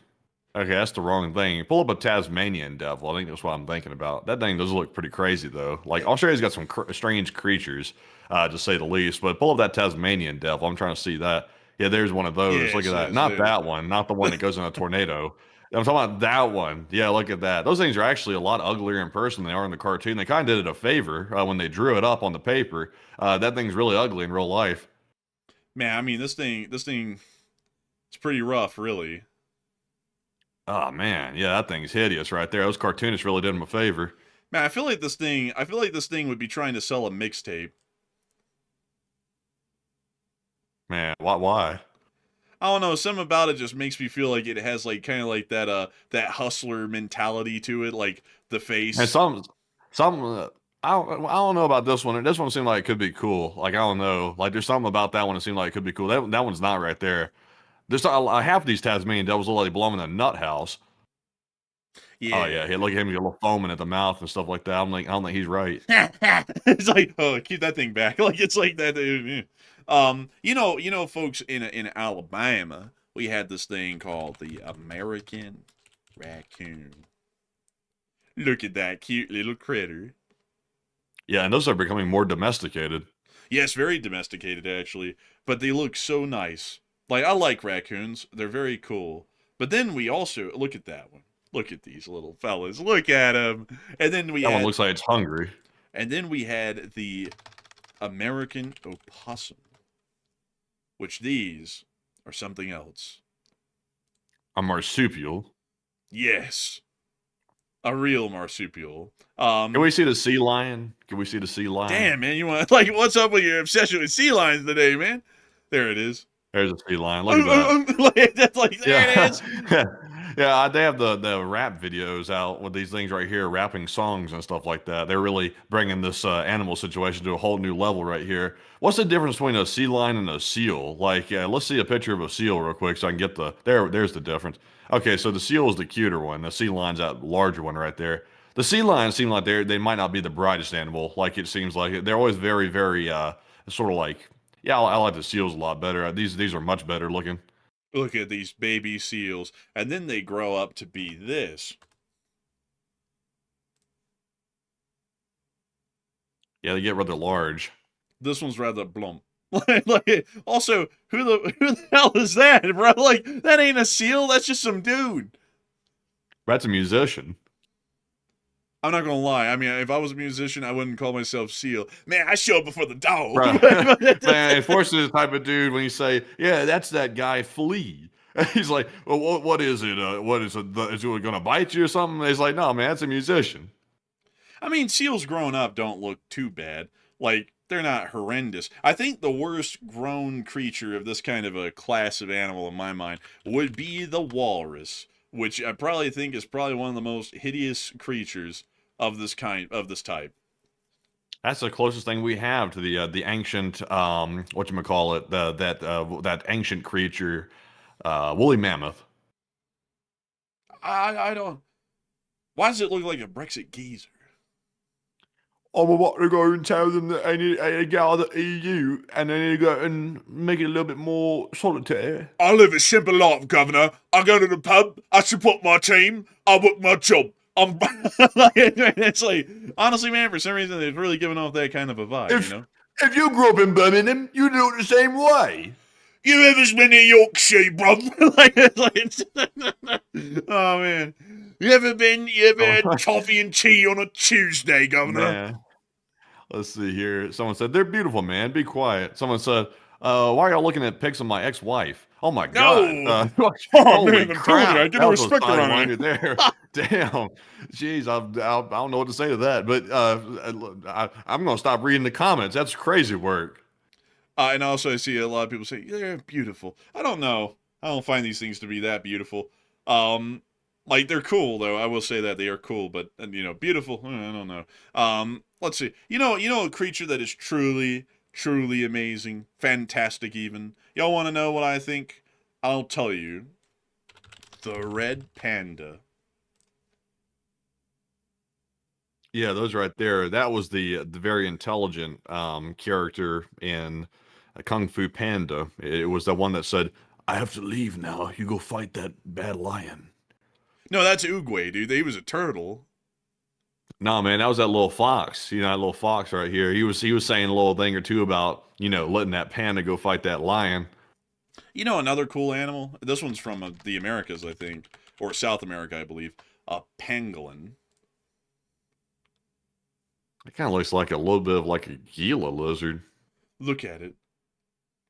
Yeah, I don't know about that. It's pretty neat. I mean, it's pretty unique for a scaled animal. It's nice looking, It's not too bad. And also otters. You cannot forget about otters. These are a cool American creature. Yeah, I like otters. You gotta appreciate them. Look at them. And then we also have the beaver.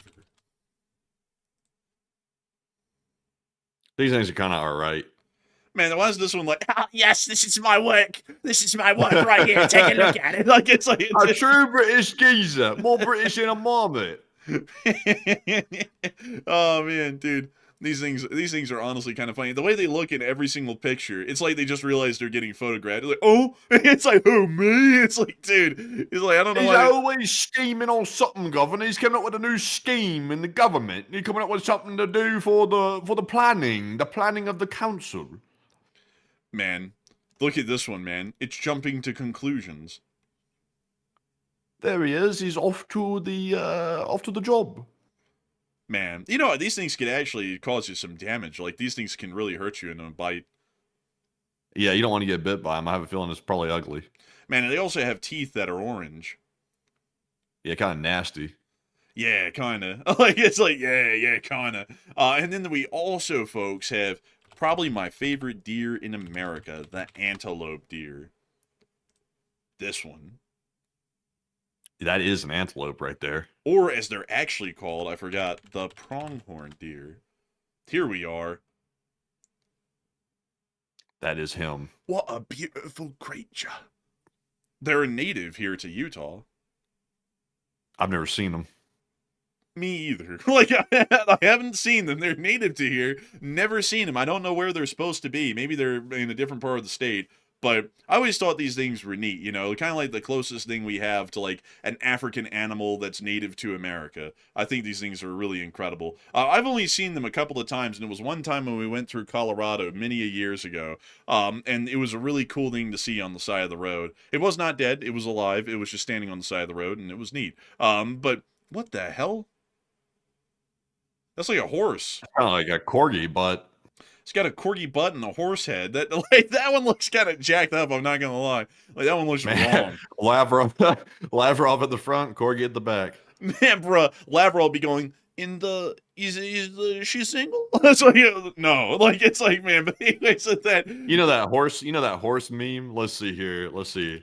It's like the dude's face is like merged onto the horse. Like, I'm talking about. I don't see it right off the bat, like when I do a Google image search, but I would have to go find it. It's pretty good. But anyways, though, with that, folks, it's time to move on to our next super chat here, which is going to go to none other than Bad Skipper. And thank you very much, Bad Skipper, for that $50 support, and we do appreciate that. He said, First Green is bringing its defense remote-controlled line to Perching Arena, 29 April, 8-1300 hours, Cal start.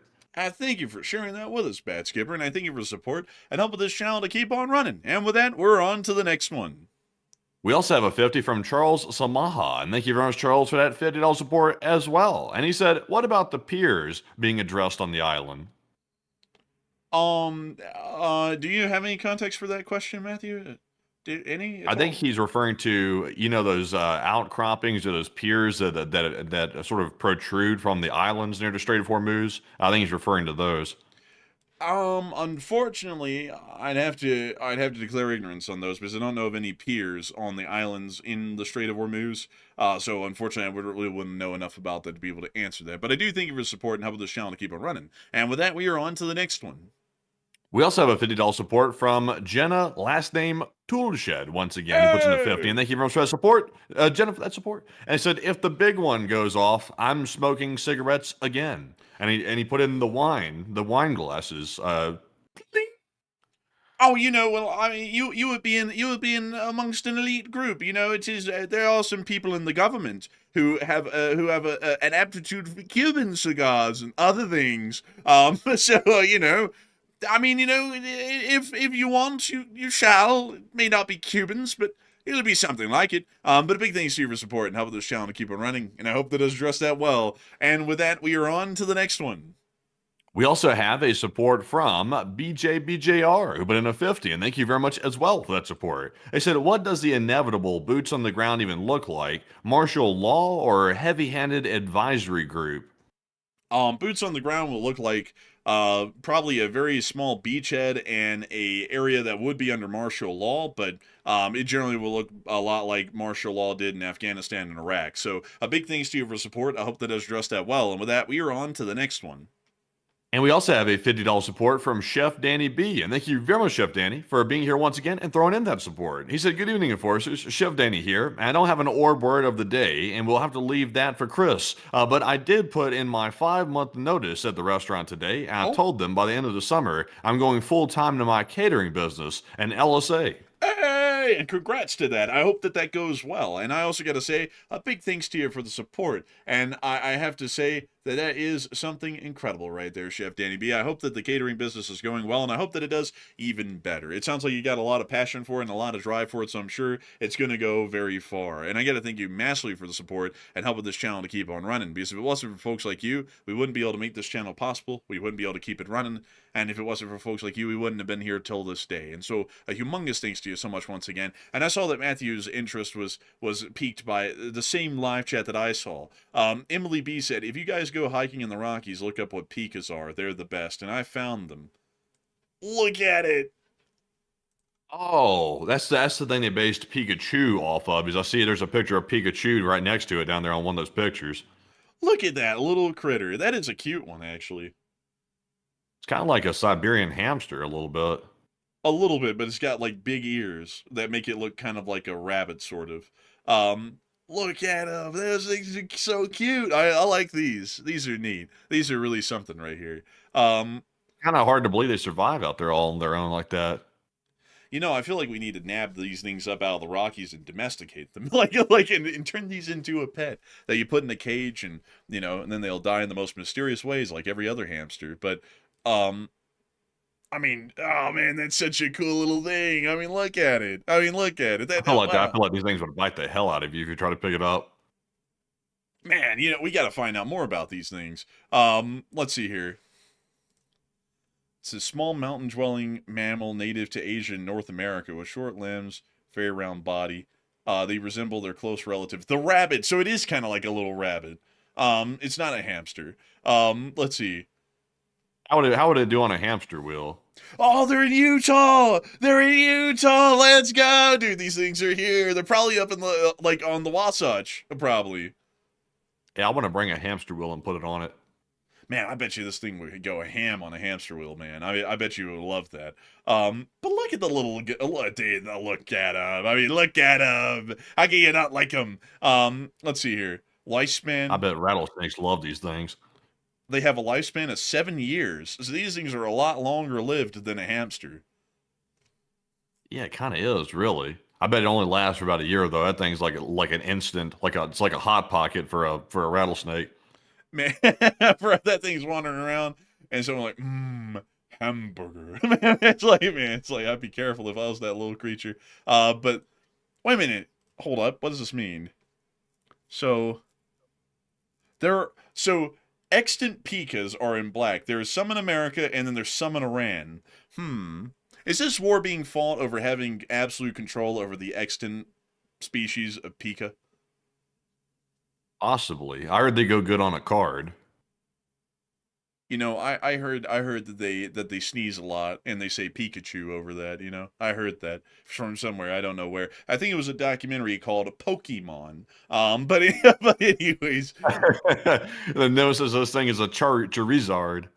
Man, how about you Pokemon go to the I think, I'll be honest, I think that lost that election. Like, that was so cringe. Man, I'll tell you what, this animal hears that, and it's like, it breaks down to like a completely inappropriate voice.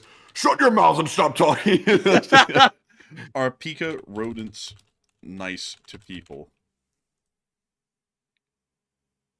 Are generally not aggressive towards humans. They are often described as curious or indifferent.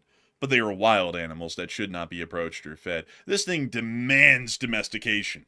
It demands it. I mean, you should not approach him. He's very dangerous. I feel armed and dangerous, Pikachu.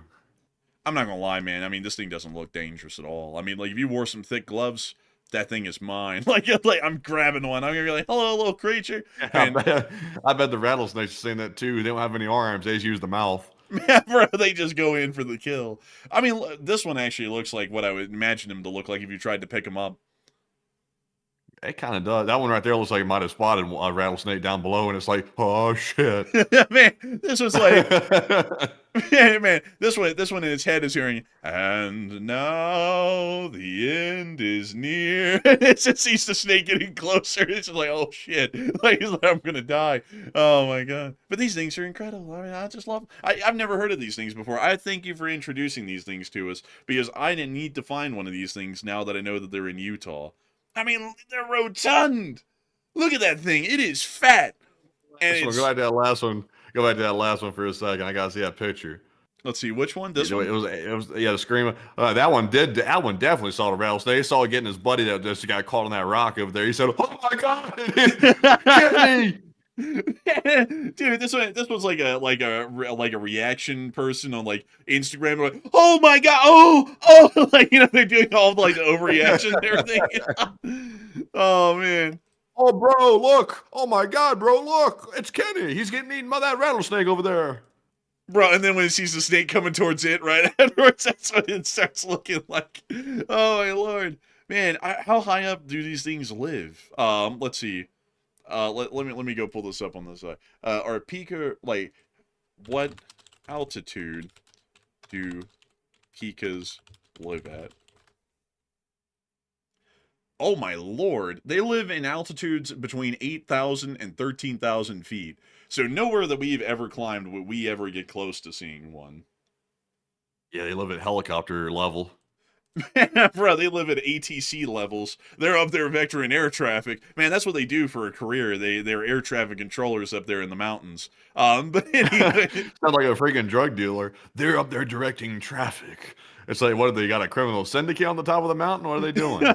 man, bro, like you see some guy like go up there. He's like, "Hey, man, I was sent here by the cartel. They told me to get the goods." And like the little Pika goes, "Ee, mee, mee, mee, mee, mee," and then like drags out like a little packet of drugs out of its den. He's like, "Thank you, man." And he like gives it a little bit of money, and then it goes to like the mountain liquor store or something afterwards. Like it's a real deal, man. It's a career for him. It's a living. I mean, it's not you know honest work, but it's well paying. But it's at that. We're on to the next one.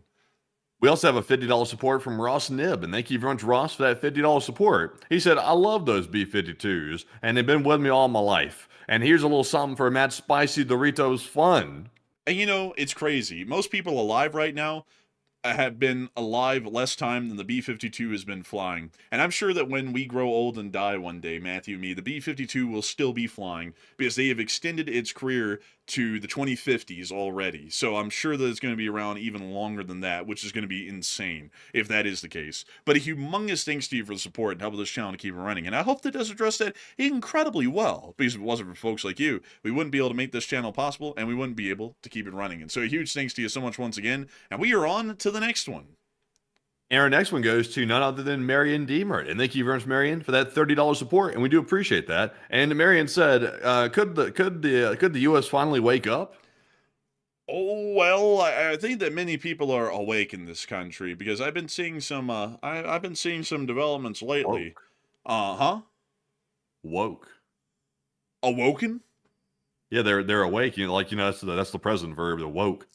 Oh, well, a lot of people have kind of been getting a little bit more aware because I've been seeing some things lately where, you know, there's supposed to be like a strong support base for certain people, and it seems like it's kind of fading away kind of quickly, like, you know, because, you know, the whole foreign policy thing is kind of going so poorly. It's kind of unavoidable to say that it's going well, you know, like, so I don't know. I mean, like, some people are getting kind of tired of it, you know. I think a lot of people can kind of tell that we've gotten tired of it because, you know, a lot of people don't realize this, but at the beginning of last year, we had a lot of hope and optimism, like, for who's in charge right now. And we're like, oh, I'm sure they'll make the right calls and they might have some ideas, but once they run into the roadblock a couple of times, like against the Russians and against Iran, they'll probably start making the right calls and decisions. And they never did. And so my hope and optimism in trying to get the benefit of the doubt generally fades because, unlike others, I have pattern recognition abilities, and when I notice a pattern of nothing but bad decisions being made, I can't be positive anymore. I've just got to resort to, I tried to be positive and it never worked out, and it always ended up being the worst results. So that's how it's going to be from here on. You know, that's just how it works. But anyways, a big thanks to you so much once again for the support and helping this channel to keep on running. And with that, we're on to the next one. And our next one goes to Jack ALN. And thank you very much, Jack, for that $25 support. And we do appreciate that very, very much. And he said, let's see here. The U.S. told the G7 leaders that the special operation will only weeks from completion. And what do the enforcers think? And Asian countries already pay $170 per barrel, and it cannot end sooner. And keep up the good work. And thank you so much for the support. And I'd have to say that I don't really know when it's going to end, but I think it's probably going to be months from now. I just don't see this thing ending in weeks at all. And I think that their words about that are very optimistic because they've been saying pretty much ever since day one, oh, don't worry, it's going to be just another week or two. It's not going to be that long. And then, and then it keeps going farther than they ever say it's supposed to. So I hope that does address that the best I can. I hope that does address that well. And with that, we are on to the next one. We also have another super chat from BJBJR, and thank you very much for that $25 support this time. He said, going to need boots on the ground to ensure objectives, and no guessing like last time. And honestly, I can see the argument for boots on the ground. I just really hate the idea of it because obviously it's going to prolong the war a lot. It's definitely going to do that. And also there's going to be casualties. No matter where we insert troops, there's going to be casualties, probably bad casualties would be my unfortunate guess there with that because of the drone threat. The one thing that is irritating me, though, that I'm seeing right now, I am seeing, the clowns that call themselves journalists on mainstream media. They're out there pushing this on certain channels that the president never said there was never going to be boots on the ground, even though he literally said no more wars. That's the only thing that's sort of irritating me a little bit, is they're trying to make it seem now like they're just going to rewrite history. Boots on the ground was never advertised to the people until just recently, and now it's a necessity, basically, as the narrative. But Enforcer, what say you? That's something that's pretty funny because I remember, because we actually have a long-term memory, so we remember everything that people say, and then we hold them kind of to it, that the president was saying before he was the president that there was never going to be another foreign war, and no Americans were ever going to die needlessly in a forever war, specifically in the Middle East, much less in Europe. And much less anywhere else, and that we were just going to negotiate through the art of the deal, everything, and end up achieving everything without ever having to fire a shot because we just have the greatest negotiator that's ever going to exist, being the president. And then, present day, now it's boots on the ground are fine, and American soldiers dying overseas is totally fine as well. And in fact, we even need a draft. And it's like it kind of defeats the whole thing of what they were saying before the election, because before the election, and I'll be honest with you, I find the standpoint of we need nothing but wars to be stupid, and we need no wars to be equally stupid, because it's not measuring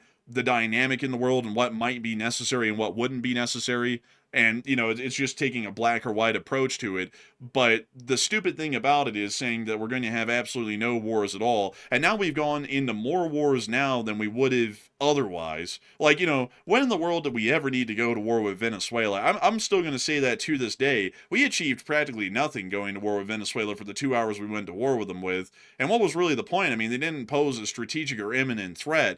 And, people are about to say, well, Venezuela didn't like us. Yeah, there's a lot of countries in the world that don't like us, but that doesn't mean we need to bomb them all today. I mean, you can give it some time, and figure out when to deal with them later. You don't have to do everything today.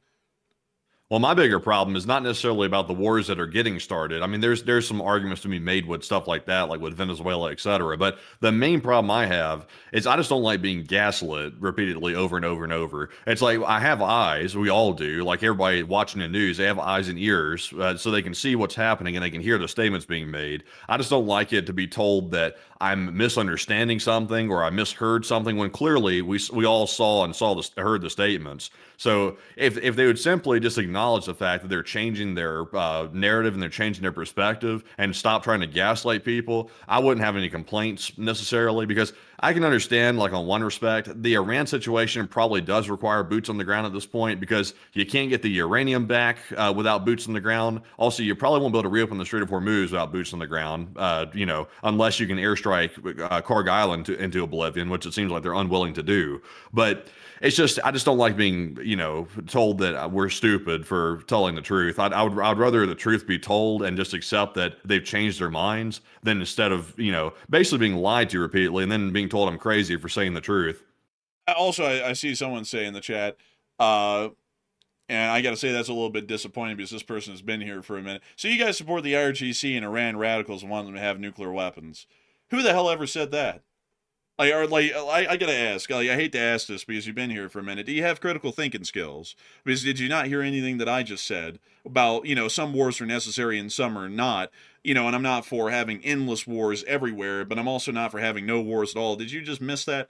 I gotta ask because, saying straw manning that hard knowing that you've been here for this long and knowing the positions that we've taken for hundreds of streams that you watch, that's kind of interesting that you just try and straw man and misrepresent the kind of statements and stances that we make out of the blue like that. That's a little bit odd. But outside of that, I'd have to say that the whole situation with Iran has been absolutely ridiculous. And on top of that, I'm not the one who said that. It's the president of the United States that said that when he was running for election. He said that we were going to do nothing anywhere. We were not going to get involved in any war at all. And we just weren't going to do anything, which was an absolutely stupid premise back then. We said that doesn't make any sense at all. And it's about as stupid as saying, let's go to war with everyone everywhere. So the campaign premise was we're not going to fight a war anywhere on the world, and then we got the result of we're going to fight every war that we can even think of after the election was set and won, which, both premises are pretty ridiculous. I mean, not going to war at all. What if a war is necessary? Well, you have to go to war at that point, like the war with Iran.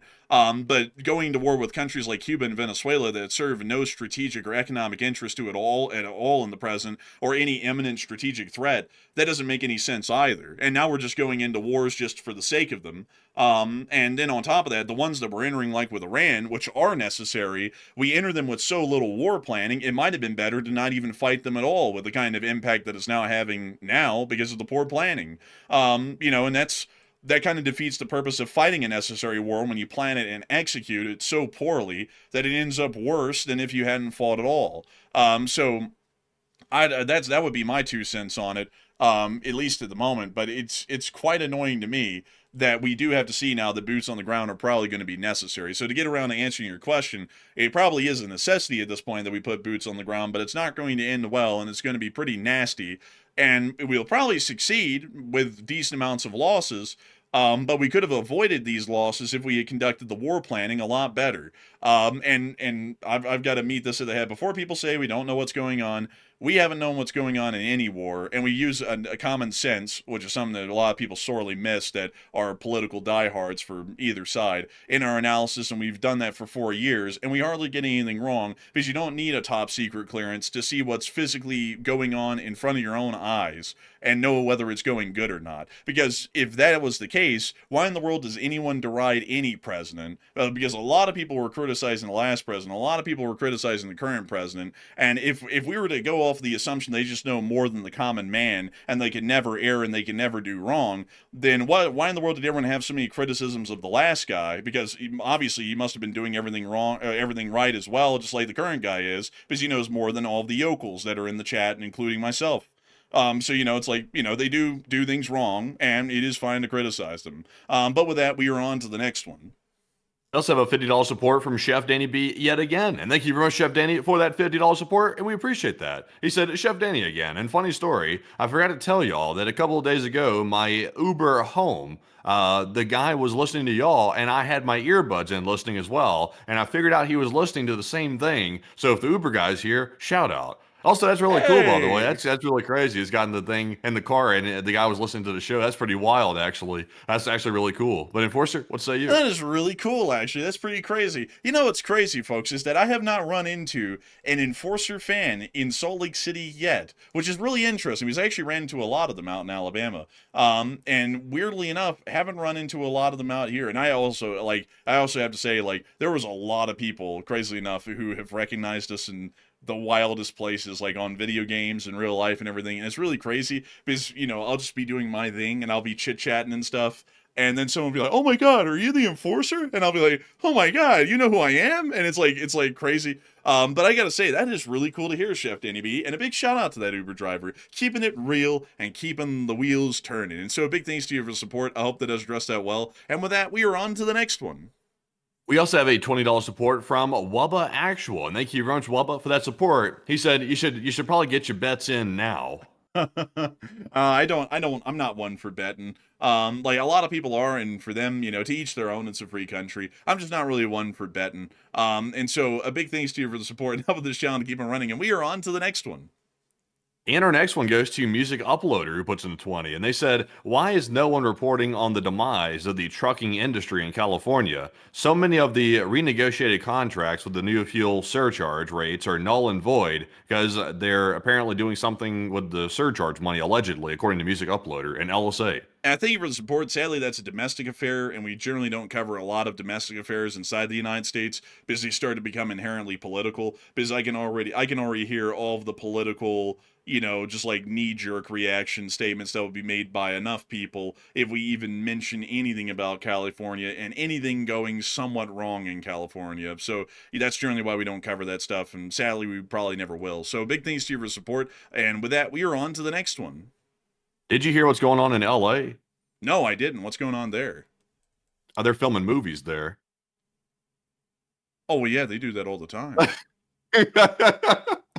I don't know why, but my intrusive I'm not gonna lie, dude. You had me. me so confused that I had like a short circuit there. I was like, yeah, they do that in LA. Like that's what they do there. I was thinking, I would love to see your reaction to like this really stupid statement. I was just curious. It was just complete silence for a second. The brains were turning, the cogs were moving. Bro, I was sitting there in my head. I literally had that dial-up noise going in my head right there, man. I went, I was like, dude, they do that all the time in LA. I was like, what are you talking about, man? That's crazy. Also, by the way, like I know that sounds really stupid, but we knew somebody when we were in high school. I won't say who they are because I'm not trying to offend like the person or anything, but we knew somebody that was in a position of teaching that would actually say the most silly things. He'd say the most silly things. He would make statements like this constantly. Like, for example, if he was talking about like a war, he would say, that war is a war because it's a war.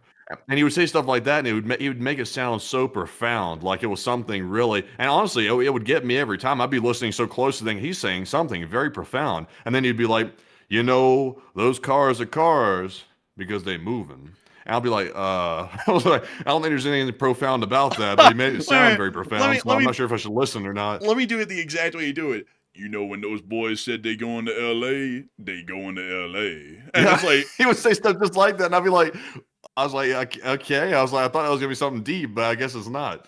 And when those boys said they gonna be working, they gonna be working. I was like, bro, the hell do you mean by this? He did that all the time, man. He did that literally all the time. He literally thought he was saying something profound every time he would do that. Everybody would just be nodding their heads like, yeah, that's crazy. It's like everybody's saying, what the hell is he talking about? Like you be in this class, folks. This guy would get up like he's got something to say, and he'd be like, all right, everybody, y'all gonna be doing this and that.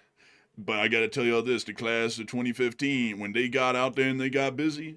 And it'd be like, is this like the verbal equivalent of it is what it is, but in multiple different ways? Like, where the hell's the creativity? Like, it was yapping. It would grind my gears, folks. It would absolutely, like, I would feel like I would probably be turning like beet red from the frustration of just the profound sounding of the statement and then the lack of profoundness that then followed it. Like it's like golly damn. It's like, can you come up with something that means something? You know that meme where the guy's like, doing that thing where you're like trying to understand what somebody's saying, but you're not quite getting it, and you're like squinting your eyes and stuff like that, and you're like doing that little face and stuff like that. You know what I'm talking about? You're like, what are they saying? You know that look. That meme right there, like I wish you had a picture of that. By the way, that's how I was looking every time the guy would say stuff like that. It was just like that meme. It was like the equivalent of statements of like, let me tell you something. Every 60 seconds in Africa, a minute passes. It's like, really? Like, is that right? Like, here it is. I got the meme right here. Let's see here if I can get this. Dang it, sadly we can't show it, but dang it, I wish I could show that. Dang it, I gotta be able to show this. Hold on a second. Let me get the let's see here. Is it gonna be on Twitter? Might be able to. So punch in squinting meme on Google. And it's the first one. It should be the first one. The guy's like sort of like doing that face. Like you'll know it when you see it. This one? Yeah, that's it. Every time the guy would say, a car's a car because it's a car. I'll be looking just like that. When they said they were going to get a car, they was going to get a car. It'd be like, it's, God. Looking just like that. Man, I want to be like that too. I'd be like, the hell? Like, bro, like, oh my God. Man, or this one. Like, bro, it's just be like, yeah. It's like, God. Just like that. I tell you, folks, I would be dying internally every time I'd hear something like that. Like, every time, like, someone's coming around that was profound, like, when you had to do that thing, they had to do that thing. It'd be like, golly damn, like obviously, yeah, like it's like this is like big. It's like this is big. Like I would just be thinking in my head every single time they have. I remember I can't get into too much detail because it give away exactly who it is, but I mean it would just drive me insane. It really would. Like we kid about that still to this day. Like we were on that trail the other day, like going up and down that hill or mountain or whatever you want to call it, and like when we were coming down, I was like, you know that mountain. When they go up that mountain, they go up that mountain. Like we were still doing it like yesterday, even when we were doing that trail. But man, I tell you. But anyways, with that, it is time for us to get on into the next one. We also have a 20 from Carl, and thank you very much, Carl, for that support. He said, I've been out for a while, and I hope you're doing well, and watching from Cobb, California. Hey, and the big shout out to Cobb, California. I gotta give a big shout out to Cobb, California. Where Cobb, California? Corn on the cob in California. What does it look like down here? Ooh. Ah. Wow, this is cool. I like this place. What does it look like around here in the town of Cobb? Let's see here. A lot of it's like a small like suburb kind of a city or a town really. Oh, and they have This is more rural. This is rural. This is Northern California. A very different place than Southern California, I'll have you know. But a really cool one. I like the look of it. But you know a place that I really like the look of? It's that Lake Tahoe over here near to the Nevada border. Now this is a cool place because I was seeing this one the other day because there's this game that's being developed for trains called Century of Steam, and they're going to have a map inspired by Lake Tahoe. I mean, look at that beauty. You know, they have a car inspired by Lake Tahoe, too, called a Tahoe. Yeah, Chevy Tahoe. That's what it is. A Chevy Tahoe. Crazy, right? Crazy. But let's see here. I can look at that. I mean, isn't that beautiful, folks? That That's is crazy. quite nice, I will admit. Surreal, even. Look, this little snowman has a beard. That's a crazy snowman. That's crazy, man. Beyond that, I always thought that this place was really pretty, you know. Like, California actually has a lot of beautiful places, folks. Like, there is a humongous amount of natural beauty in a place like California. There's a lot of natural beauty in places like Utah as well. One place, though, that I don't really know the natural beauty about is the place between the two, which is Nevada. I just don't know enough about Nevada to be able to tell you all Mainly about fed. that. Huh? It's mainly fed. And gambling. Whoa! Like it's a let's go gambling. Blow that college savings fund down the drain. Oh, wow, that's pretty. Oh, wow. I don't feel like this is in Nevada. I feel like this is in, like, Montana or something, because I can't think of a place like that. Yeah, there isn't a place like that here. Like, let's look here. This is probably maybe the closest we could get to that. Yeah, this is like Wyoming, kind of. This is just like 5 Mile Pass in Utah. Yeah, honestly, it kind of is. I think everything between the Sierra Nevadas and the west side of Salt Lake looks like this. Like, I don't think it changes for hundreds of miles. Pretty much. Man, when you got in that desert, it was a desert. Man, but anyway, so that we are on to the next one. We also have another 20 from Music Uploader, and thank you very much for the second support of the night. And Music Uploader said, I highly doubt this is going to last. They're largely ignoring us truckers. Each passing day, multiple companies are going under, and they haven't even discussed a solution, and now they want to outlaw oil in California because of the mess. Thank you for support, Music Uploader, and that sounds fairly interesting. And with that, we are on to the next one.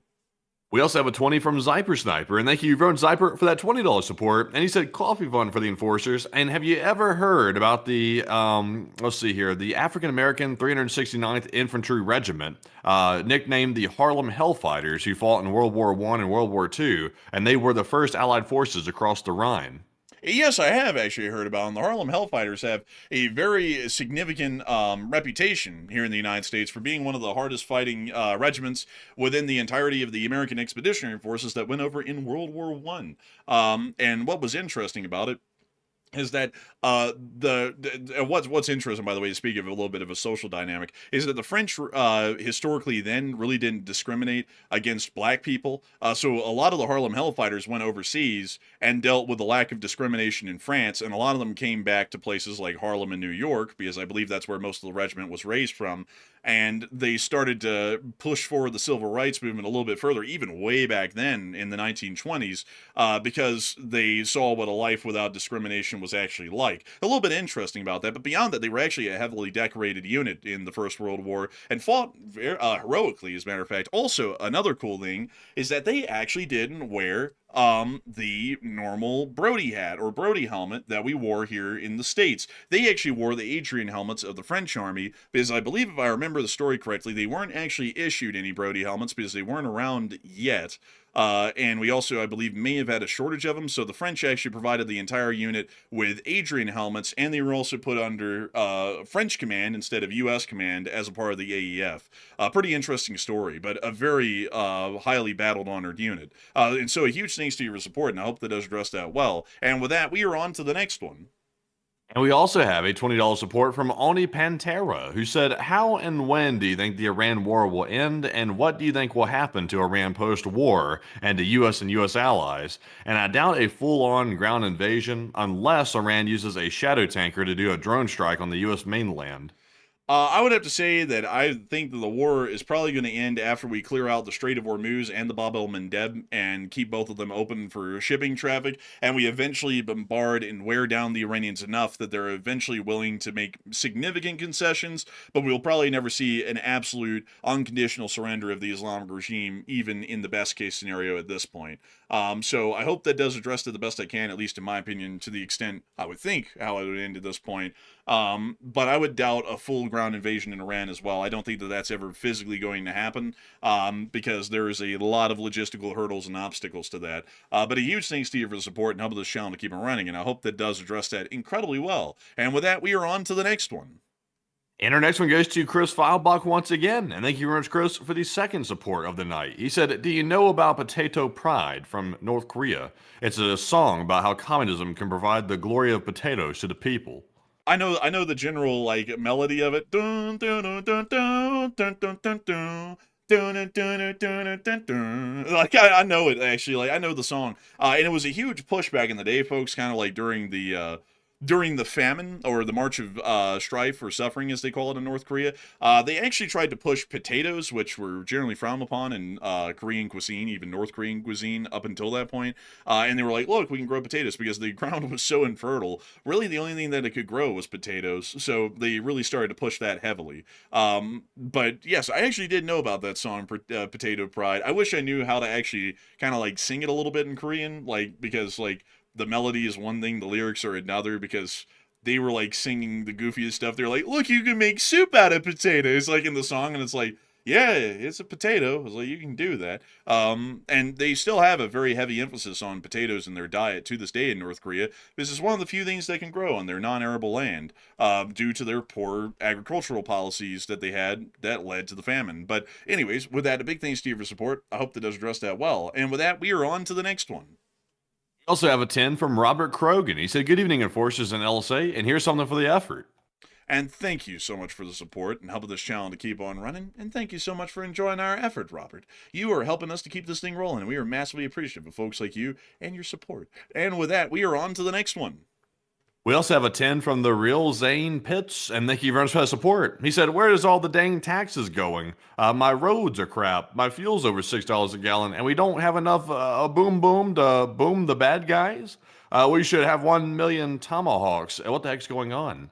Also, by the way, I would say that Salt Lake City is a case study for local governance and how important it is. The roads out here are largely in pretty good shape for the most part. There's some occasional exceptions here and there, but they keep the place up well, and also they build a lot of infrastructure like parks, public facilities, and things like that, and it's nice. So I think that shows that it's more about your locality, like, for example, the state itself that can generally keep that stuff up, not necessarily the feds. Like the feds are, give money for the interstates and stuff like that, but mainly it's more about your state. Now, when it comes to the fuel, that is something that's affected by foreign policy, which is a federal government thing, but the taxes are going to use. It's more about how they're used than necessarily it being, just a waste. But Enforcer, what say you? I'd have to say that that's actually incredibly true. I'd have to bounce off of Matthew and generally reflect his statements on that, and very much agree with him. Circle back, indeed, and make sure to get a focus group on that one, because he's absolutely right. As far as it goes with the United States, the huge failing in modern thinking is that the federal government is responsible for everything, and so if something goes wrong in your daily life, you blame the blue or the red team, and they're the ones at fault in the Congress or the White House. But the reality of it actually is that that's a very, very focalized or very scoped in sort of an approach to it. And really more so the failing for a bad city is the city itself. The federal, like the thing about the government in the United States and how it's structured is that the federal government is not really involved in your day-to-day life much at all, and a lot of people seem to misunderstand that. What the government is most heavily involved in your day-to-day life is your state government, and then most importantly, your municipal government. And so a lot of people have a very backwards approach to how they look at politics, because a lot of people only care about the federal government and they do not care at all about the municipal government or their state government, which are the ones that actually affect their daily lives. And what happens is that you get a political cabal in one of these states, and it either is blue or it's red, it doesn't matter which, but they get elected in and they basically become a dynasty, and they can run it as poorly as they want, and you end up seeing a shitty city with shitty roads and shitty infrastructure and no economy and no jobs and no industry, because there's no motivation to change, because that state's going to just keep voting blue or red. And so they don't really have any incentive to work on anything, because what's going to happen? They're going to get voted out? That's not possible. They're never going to get voted out, so they don't really care.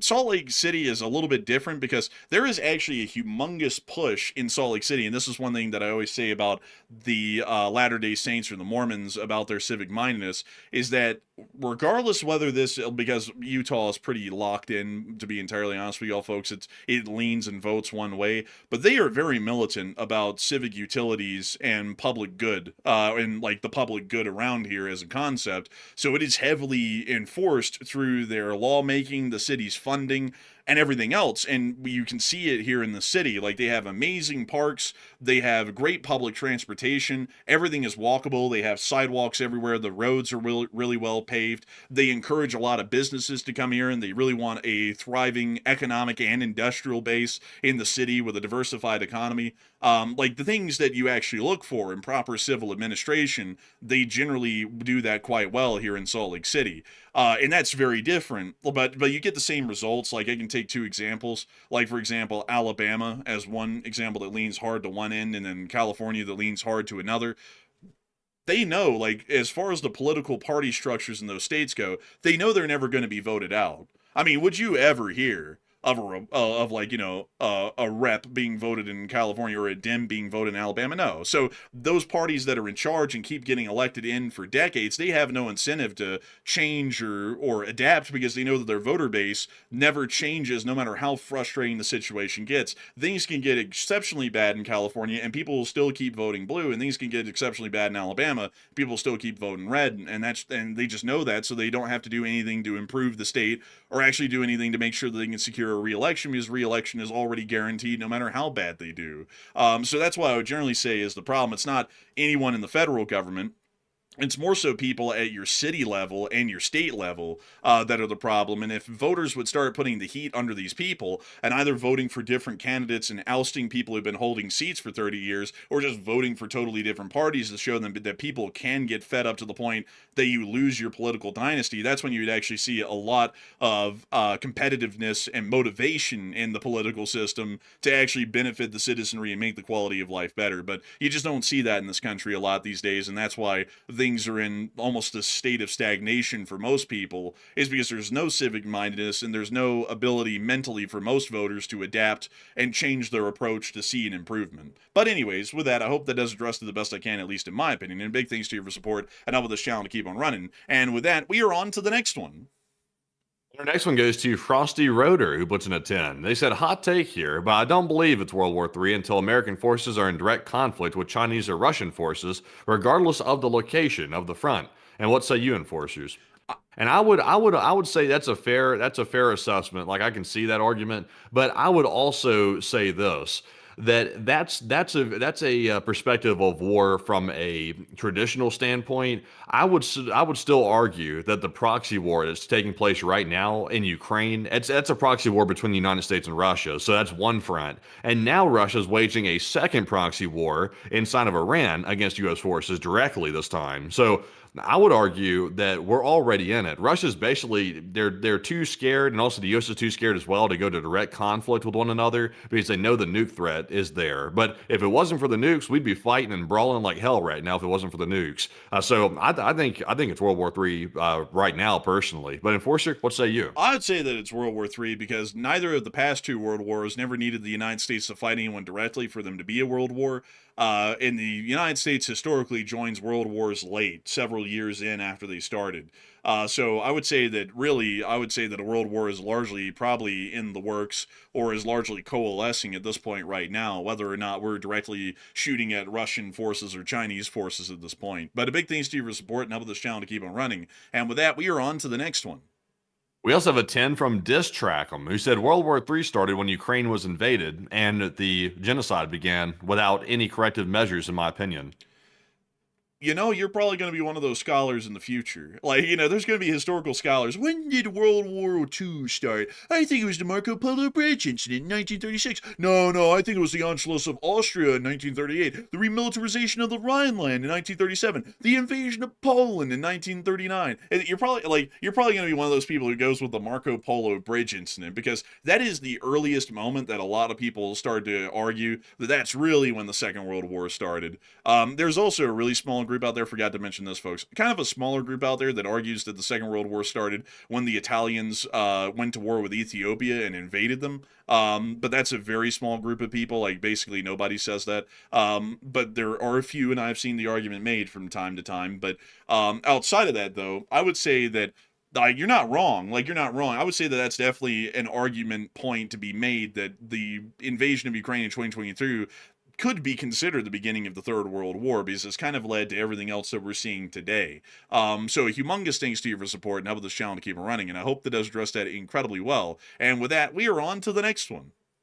We also have a $20 support from Chris Filebach yet again, and thank you very much, Chris, for the third support of the night. He said, we will be victorious because we are the orbiest. Russia has no orbs. China has no orbs. Only the United States has the orb. And I thank you so much for the support, and long live the orb, I suppose, Chris. And a big thanks to you for support. And I also see some people saying, well, I mean, really, it started with the Treaty of Versailles. Yeah, I mean, you could make that argument. But the thing about history, though, folks, is that if you, like, get in deep into the study of it and get, you know, academically learned on it, like I did in college, what's interesting about history is that there's really no definitive start to anything. History just kind of flows forward like a river, and it's just a flood of information and things that intertwine with each other and connect, and they all lead to something else. Because I mean, you could technically say that the invention of the steam engine by James Watt in Britain is what led to the Second World War, because in a way, industrialization and the invention of a reliable and usable steam engine is what led to the First World War, which then led to the Treaty of Versailles, which then led to the economic situations that existed and led to the Great Depression after, which is then what led to the rise of Nazism in Germany, that led to Hitler being elected, and then the start of the Second World War in Europe. Or you could go, for example, and say that it is in reality, like you could actually make this argument in a sense, if you go with the Second World War starting in 1936, that the the gunboat diplomacy of the United States in the 1850s, with Oliver Hazard Perry arriving to Japan and forcing them to open their country to outside trade, is technically what started the Second World War, because if Japan had never been forced out of isolation, they would have never industrialized to become a colonial power in East Asia, and then to eventually start off the Marco Polo Bridge incident against the Republic of China in 1936. And you know, like you could make a whole bunch of arguments, but it's really interesting when you look at history, because you could argue that anything really is the start of something way off in the future, because it all is interconnected to each other, and there's really no such thing as a historical event being completely in a vacuum. It usually has hundreds of years of things that have come together to create that one thing that happens. But a huge thanks to you for bringing that up. That's a really interesting point, and that's why I wanted to talk about it. But with that, we are on to the next one. Also have a 10 from Dan Brooks, who said the IRGC officials keep getting younger and less experienced. And that's true. Big thanks to you for support. And with that, we are on to the next one. We also have a 10 from William, who said that's an old photo of a Tinker Air Force base that crashed returning to Nellis. Check the tail ID. All crew survived. I don't know about that. I think you might be mistaken. But Enforcer, what say you? And let me go take a look at those pictures again. Let's see here. Well, OSINT Defender was able to confirm that this tail number was deployed to Prince Sultan Air Base, so I believe that you would be unfortunately incorrect. And also, if that is Nellis Air Force Base, that Arabic right there, I don't think you would see that in Nellis Air Force Base. I would doubt that a sign would be in Arabic. So, I generally say that this is definitely from the Middle East, not from Nellis Air Force. Let's go look at Nellis. Let's go look at Nellis really quickly. So here's Nellis Air Force Base. This is what the surrounding area looks like. And this is in Nevada. Now, if we were to take those things into consideration, I have a feeling that a lot of Nevadans would be pretty pissed if the unofficial language of Nevada was English and then Arabic. And so that sign right there, right here, that says stop, and then it says stop in Arabic. I have a feeling that that would probably get a lot of people pretty angry in Nevada, because they would probably be fine with Spanish, but not really with Arabic. And also on top of that, these structures and these roadblocks are not up to a U.S. Department of Transportation standard. They're up to someone else's. But it's not. These are not roadblocks that were designed or produced here in the States. So this is definitely in a foreign country somewhere, which would make this highly likely Saudi Arabia and therefore Prince Sultan Air Base instead. And so I hope that does address it the best I can, but this definitely is a picture from the Prince Sultan Air Base and not from Nellis. But a big thanks to you for support, and with that, we are on to the next one. Let's have a 10 from Diego Gamara, who said, let's go rock and roll. Hey, and thank you so much for the support and helping this channel to keep on running. And with that, we are on to the next one. We also have a 10 from Joppy, and thank you, Joppy, as well. He said, the eerie similarity of thinking a decapitation attack will make the Iranian government fall in mere days, compared to Russia's plan to overtake Ukraine in a similar fashion at first, is a weird coincidence.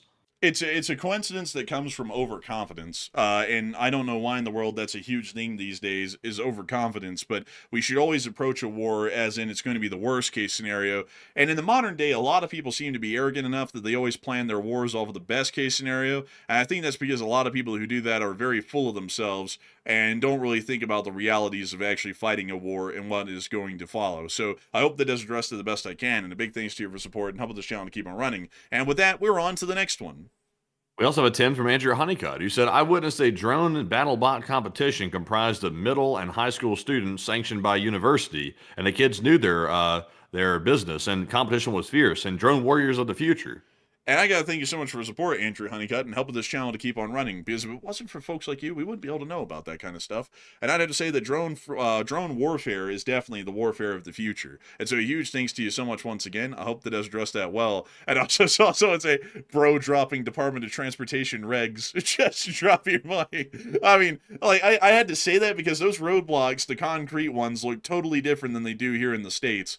Like, if we look at them, because I have to point that out, because I started thinking about that, and I was like, these just don't look like they're made to an American standard. They're way thicker. And let me go pull up a U.S. Man, a roadblock rabbit hole, that's crazy work.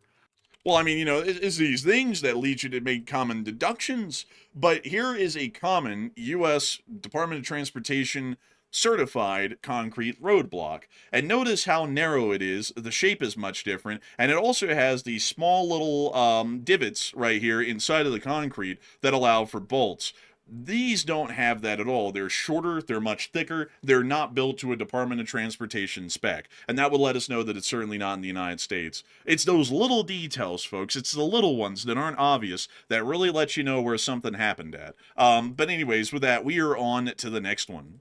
And our next one goes to Frosty Rotor X once again, who puts in a 10 and said, I live in Lehigh, so shout out. Hey! Also, that's pretty cool, by the way. Yeah, you live down below the valley, down there near Mount Pektu. That mountain down there that I can't remember off the top of my head. Mount Timpanogos, that's it right there. That's a very cool, by the way. But Enforcer, what say you? The holy mountain of Mount Pektu. Man, I start singing the North Korean anthem. But a big shout out to the folks in Lehigh. Y'all have a front runner stop in Lehigh, and that's how I remember your town, is that you have a front runner stop. Where in the world is it? Where the hell is their front runner station? Oh, here it is. Oh, it's near Thanksgiving Point. Now I remember. Yeah, it's near Thanksgiving Point. That's weird though, because it's not actually down in like Lehigh Town. It's basically up here. They ought to add a second stop down here in downtown Levi, but then it would almost be like the tracks. But anyways, a big thanks to you for support, and a big shout out to the folks down in Lehigh. And so a big thanks to you so much once again. I hope that does address that well. And with that, we are on to the next one. We also have a 10 from Pretzel's Garage. You said a 10 from my gas fund to fund the LSA. And for the Enforcer, the Trona Railway is in the talks of saving the last SD-40R Kodachrome Southern Pacific and donating it to one of the museums in California. Hey, nice. I'm happy to hear that. That's really cool. Because I hate to hear of railroading history just kind of getting scrapped, and there's so many old historic examples of engines that were scrapped that are there are basically no modern examples of, and I hope that they can be spared and hopefully have a life in a museum somewhere. Also, by the way, folks, don't mean to rabbit hole too much on trains, but the big boy is approaching. Like, I don't know if you've heard, Matthew, but tomorrow I think the big boy starts its journey from Cheyenne, where it's at right now, over here to the Great Salt Lake. It's going to be here on the 2nd of April. The big boy, eh? Oh, the big one. The big boy. It produces 7,000 horsepower and a near insane unlimited amount of torque. 7,000. 7,000 horsepower. And where's this thing going to be? See, he's interested now. It is going to be down at Salt Lake Central Station. It's going to be Union Pacific Big Boy 4014. Here's a picture of it right here. They wouldn't be opposed, like taking a little detour and taking it down to the salt flats, would they? Oh, they're going to go through the salt flats, actually. They might want to take a left over there to the Bonneville Speedway, because I think 7,000 horsepower, that could set a record. It could. This thing is more so of a torque monster, though. It's not really a speed monster. But it's insane. It's so cool, folks. It's incredible. This isn't the biggest steam engine ever made in history. That would actually be the Norfolk and Western's John Henry. Not spelled like John, it's spelled Jawn, as in Jawn. Go pull it up, folks. It's really crazy. But outside of that, this is one of the biggest that was ever used in full-time mainline service outside of the Alleghenies and stuff on the East Coast. And it's just an insane piece of engineering. And it's crazy to think that the Union Pacific still has a live steam program and keeps one of them running. So it'll be coming through Salt Lake City here. And also, by the way, folks, just for everyone in America, make sure to pull it up, because it's actually making a transcontinental run. It's the first time that any Union Pacific steam engine has done this in U.S. history. It's going to be going from coast to coast, all the way from California all the way to the East Coast, but I don't know where it's going to be going when it gets past here from Salt Lake. So make sure to go pull it up, because y'all can actually see on the East Coast, for the first time ever in history, the big boy basically coming through your backyard. So that's pretty cool. But anyways, I hope that does address that well, and we are on to the next one. We also have a 20 from Chef Danny B once again. And thank you very much, Chef Danny, for I believe the third or fourth support of the night. He said, Chef Danny again, and someone has to be supplying Iran. And if you look back at the 12-day war, Iran was running out of missiles, and now they're still firing, and kind of had, and do y'all think that they're being supplied? And just curious. And they are being supplied, by the way. We just heard today that Russia is not only giving intelligence and targeting data and also signals, they're also giving Iran some very advanced drone technology as well. So Russia is heavily involved, and also China is as well, but I think China might be a little smarter about covering it up. But Enforcer, what say you? And yes, they actually are being supported.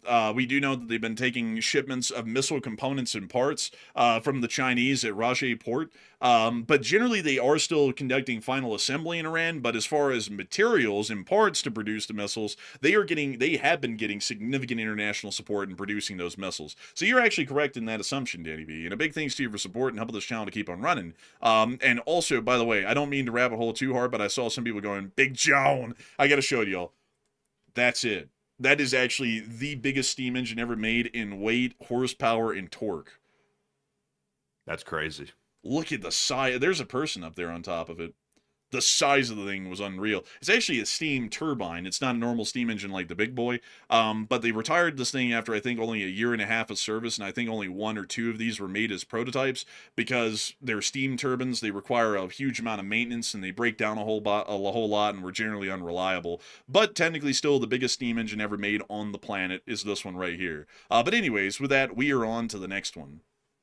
And we also have a super chat from John Bernard, who just put in a $20 support. And thank you very much, John, for that $20 support. We do appreciate that. And he said in the super chat, he said, no question, no shout out needed. But we're shouting him out anyway. He said, thanks so much for keeping up the good work. And thank you so much for the kind words and the support. And we thank you for helping this channel to keep on running. And we're on to the next one.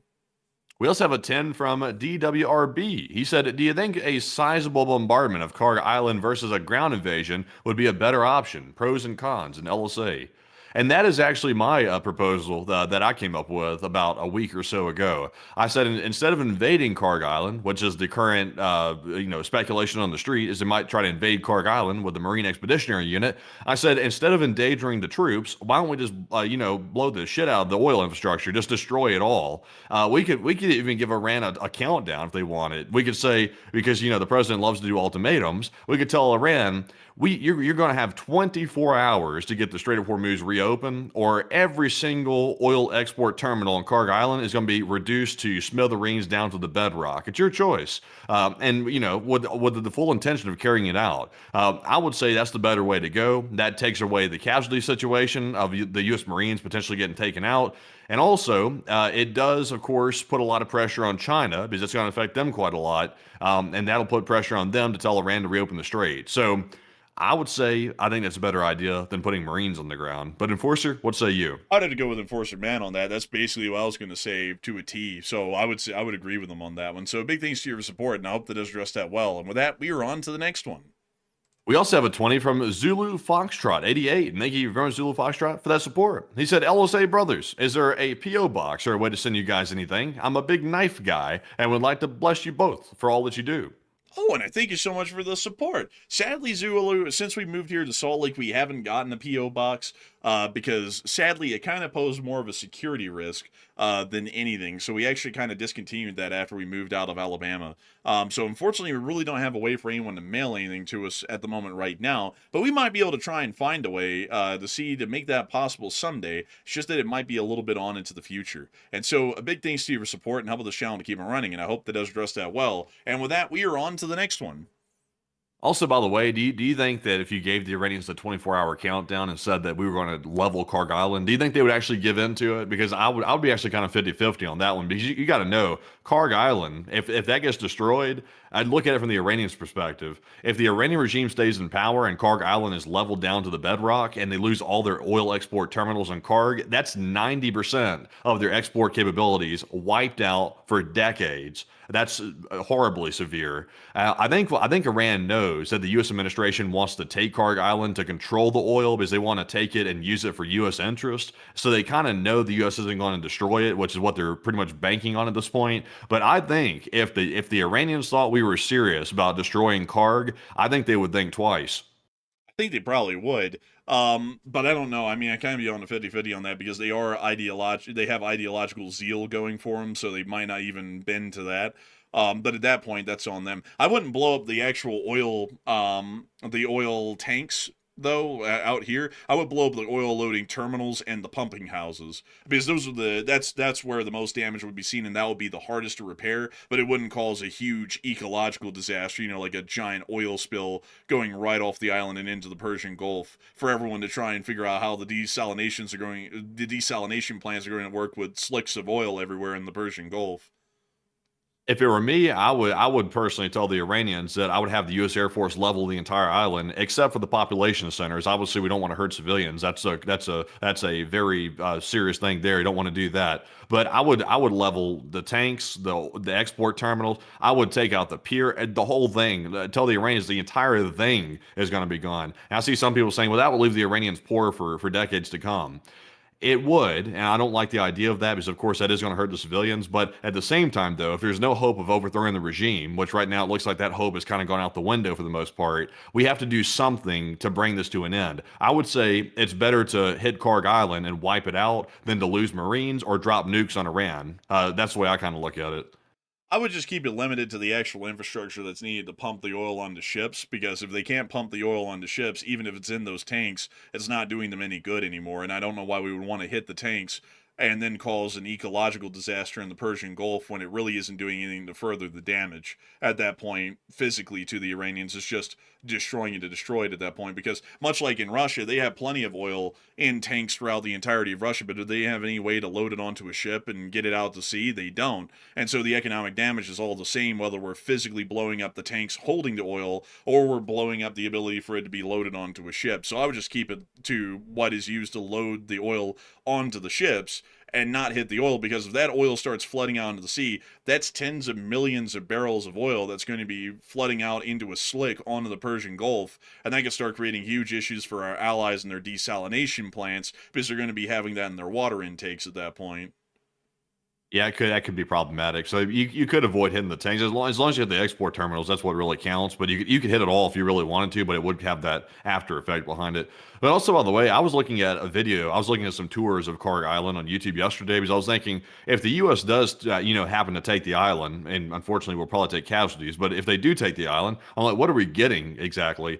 Karg Island's actually somewhat beautiful. Like, outside of the industry on the island, which makes it kind of hideous, like in the areas where the oil industry's at, it's got a very interesting ecology to the island. Like, it's got like palm trees and stuff on it, and like all kinds of like interesting vegetation on the island too. It looked like it could be a resort type place if it didn't have all the oil industry on it. But the oil industry takes up pretty much most of the island, and the population center on the island mainly consists of oil workers and people that are authorized to be there by the Iranian government for the most part. If you're a normal Iranian citizen or a tourist or something like that, you cannot go to Karg Island. They don't permit it. You have to get special permits from the Ayatollah's regime to even go there. But it would be a crown jewel. I will admit, if we could take it, it would be a hell of an achievement if we took it. But, you got to weigh the cost. Like, we don't want to lose a whole bunch of guys to take some oil. I wouldn't want to do that. Yeah, I would say so. And with that, we are on to the next one. And we also have a $10 support from Joppy, who said, for the record, it's not just drones that'll be the future of warfare, but robotics will be the next step after drones, when the tech has been developed enough for fast movement and weapon accuracy. And I would definitely agree with you on that one, Jobby. And I don't even know how that will be implemented, but it will definitely be something crazy to see nonetheless. And so a huge thanks to you for support, and I hope that does address that well. And with that, we are on to the next one. We also have a 10 from Gracie Rose, and thank you very much for that support, by the way. What was that? Bro, you sat there saying, we invade Karg. I mean, it is a cool island with palm trees. Apparently saying that an island looks kind of cool with palm trees gets you called a communist these days, bro. I haven't ever heard of that, bro. It must be. I said our palm trees. I should have said your palm trees. Oh my god, dude. I've never seen such a mental jump, like from an absolute lunatic to equate, oh, look, there's actually some neat palm trees on that island, to being a communist apologist. Like, dude, that's like saying, oh, Germany's got like a nice little like house in it. Oh, I see you I see you like fascists. It's like, how the hell do you even make a leap like that? It's like, it's just a palm tree, man. Like, you need to go, you need to get some psychiatric help or something. But anyways, with that, we're on to the meds, eh? Off the substances. But off anyways, the meds today, are we, Mr. Krabs? Indeed.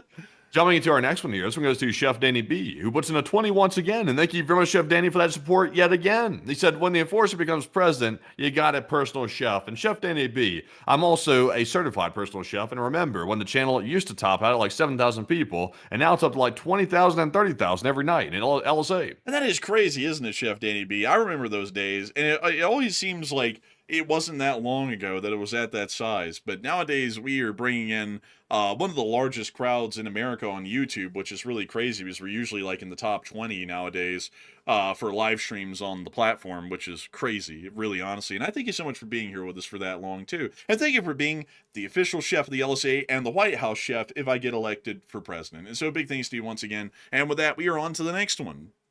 We also have a 10 from Gracie Rose. He said, what information do you have on the destruction of Iran's multiple rocket launchers, artillery, tanks, etc.? Generally, they haven't been targeted all too much. The damage has been minimal. And so big thanks to you for support, and we are on to the next one. We also have a 10 from DWRB once again. He said, the big boy will be out my way, Philadelphia, for July the 4th, and hopefully they deploy the National Guard for heightened foam levels and the reputation these chase drivers have. Oh, man, yeah, honestly. And also, I already saw the Union Pacific had on their website, they said, we are only allowing people to get close to the big boy during the sight hours. If it's after sight hours, you will be treated as a trespasser. Because a lot of the rail fans are like nuts. Like they're like, oh my god, the big boy, and they'll like climb over a rail yard fence that has a no trespassing sign on it to get to it. So they have to make the whole. At least it's not Mexico. God forbid if you're rail fanning in Mexico. People get killed in like the dozens in Mexico whenever anything comes through. Like the last thing they had was like the Empress of Canada come through, and it like plowed out a couple of people because they just wouldn't get off the tracks. Like they were just so excited about the thing, and they'd never seen anything like it. They got like they literally, folks, had to pack up a normal diesel unit, another diesel unit, then the steam engine, and then 2 more diesel units behind it to basically try and hide it. So that way people wouldn't be like, oh my god, it's coming through, and then they'd all like crowd the tracks. Like honestly, that was a horrific one. It went fine through Canada and America, but Mexico never gets anything, so it was insane to them that they heard it was coming down to Mexico. But luckily, like it's pretty rough in America, but I gotta say, out of the 3 of us up here, Canada, us, and Mexico, at least we're not Mexico when it comes to rail fanning. But a big thanks to you for the support. And with that, we're on to the next one. I also have a 10 from BJBGR once again. He said it would be an epic financial, ecological, and humanitarian disaster to foul the water with fallout from destroying the island. I would agree. That's why I'm saying that we should only conduct damage that is necessary, that achieves the same results, but doesn't also produce unnecessary fallout for our allies. So big thanks to you for support. I hope that does address that well. And with that, we're on to the next one. We also have a 6 from Night Train, who said, what is the ratio of proxy wars prior to each of the world wars versus the number of proxy wars during the Cold War? Sadly, I wouldn't really be able to give you the figure. I know a lot of wars off the by memory, but I don't know the numbers, like how many of them were going at one point in this era or that era. So sadly, I'd have to declare ignorance on that. So big thanks to you for support. I hope that does address that well. And with that, we are on to the next one. We also have a 5 from Bink, who said, I feel we'd be sitting ducks in a ground war. What say you? I would say kind of with drone warfare these days, if we could develop a proper counter to it, we wouldn't. But unless we can do that, it's going to be pretty sketchy, to be entirely honest. So a big thanks to you for support and helping this channel to keep on running. And with that, we are on to the next one. We also have a 5 from the Eden Fam, who said, how are ships that are paying the Ayatollah getting through the strait with mines in the water? Oh, because they're going through a pre-designated shipping lane that the Iranians have made that goes through their waters and avoids the mines. So I hope that does address that well. And with that, we're on to the next one. We also have a 5 from Saravia, who said oil is the only trade Iran has, and Arab nations do more trade with Asia and China, and choked nations will fight Iran before their economies tank. Well, I mean, kind of, but not really. The oil is traded internationally, so it has an effect on everyone. But a big thanks to you for support. And with that, also, by the way, I don't really like the concept of America comes in, F's up the strait, and then we tell everyone it's their problem to fix our F up. Like, if you start a war and the administration is so incompetent they can't plan properly, and then they create a unmitigated disaster, they don't get to throw that off on everyone else and make that their problem. That's technically our problem. We started the war, we created it, and that comes with the inherent risk we might screw it up. You didn't hear Churchill in World War II go, we got surrounded at Dunkirk and most of the British expeditionary forces lost their troops. We ought to just back off and let America fight it. Sure, America came in later and they wanted us to join, but you also didn't hear the British blaming the United States for the failure at Dunkirk and then saying it's America's responsibility and America's responsibility solely to deal with the Germans because the Germans are America's fault. That would be a pretty big stretch. But a big thanks to you for support. And with that, we're on to the next one. We also have a 5 from Danny McCulkey, who said the Mahem 3 is literally the pneumatic Henry something. Do you know what this means right here? Henry Hoover and Green. And I gotta say, I don't know what the rest of it means, but I do thank you for the support. And with that, we're on to the next one.